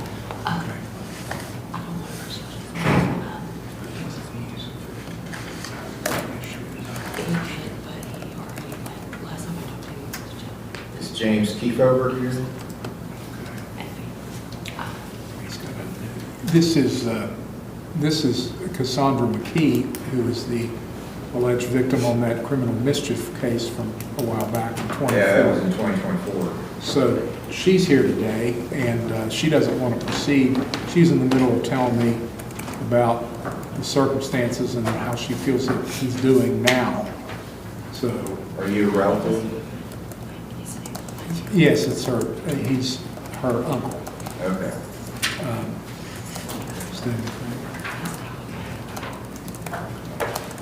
All right, so what we'll dismiss that charge, the 24 charge. And Okay, then, so 24605 is going to be null at the request of the complaining party. Yes. That's what you want. Ma'am, I'm going to dismiss it, and that's what you're wanting the court to do? Yes. Okay, thank you. and then on this current case, we're okay with no R bond, but we're going to ask for, what is it, wrong file. We're going to ask for a protection order, and we'll get to the bottom of what's going on there. Okay, Mr. Fetty, I'm going to let you out on your signature, your promise to come to court, but I'm ordering you not to go around James Kiefover. Can you do that and stay away from Yes, sir, I promise. Okay. And then we'll need to, for you to come back to court when Mr. Morford's available. What's your availability, Mr. Morford? You thinking September, Your Honor? Yeah.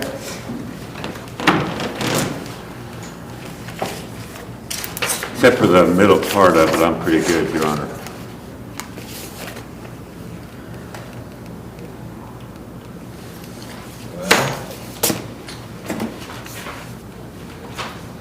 Come back in another week.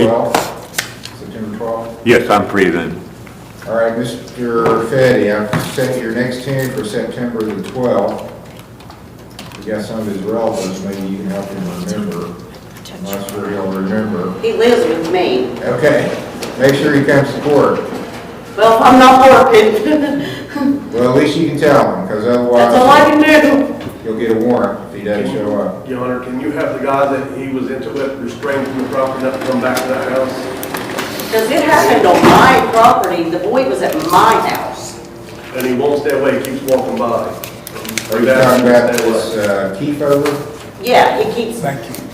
No, I can't order him to do anything because he's not before me. okay. He's not charged with anything. If he was, then I could order him to do something. But he's not here. He's not charged with anything, so I can't enter an order. Because they're allowed on public roads. I can order him to do stuff. I can order him to stay, he needs to stay away from Kiefover.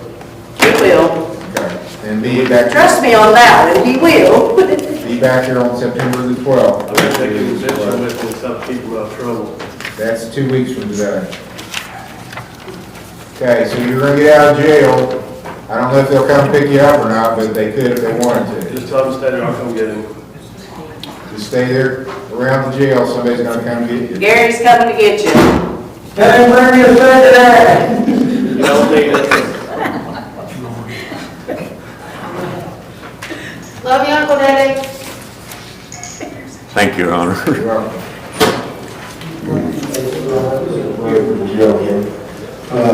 How much is it overall?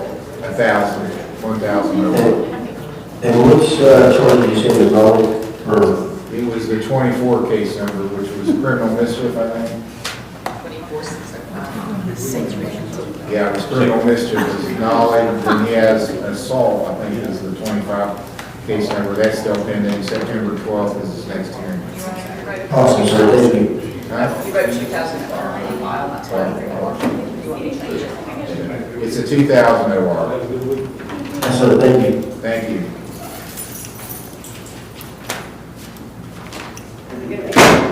Is that it? We survived another day? Okay, court's adjourned. It didn't take all day. No, you did good, Judge Cap.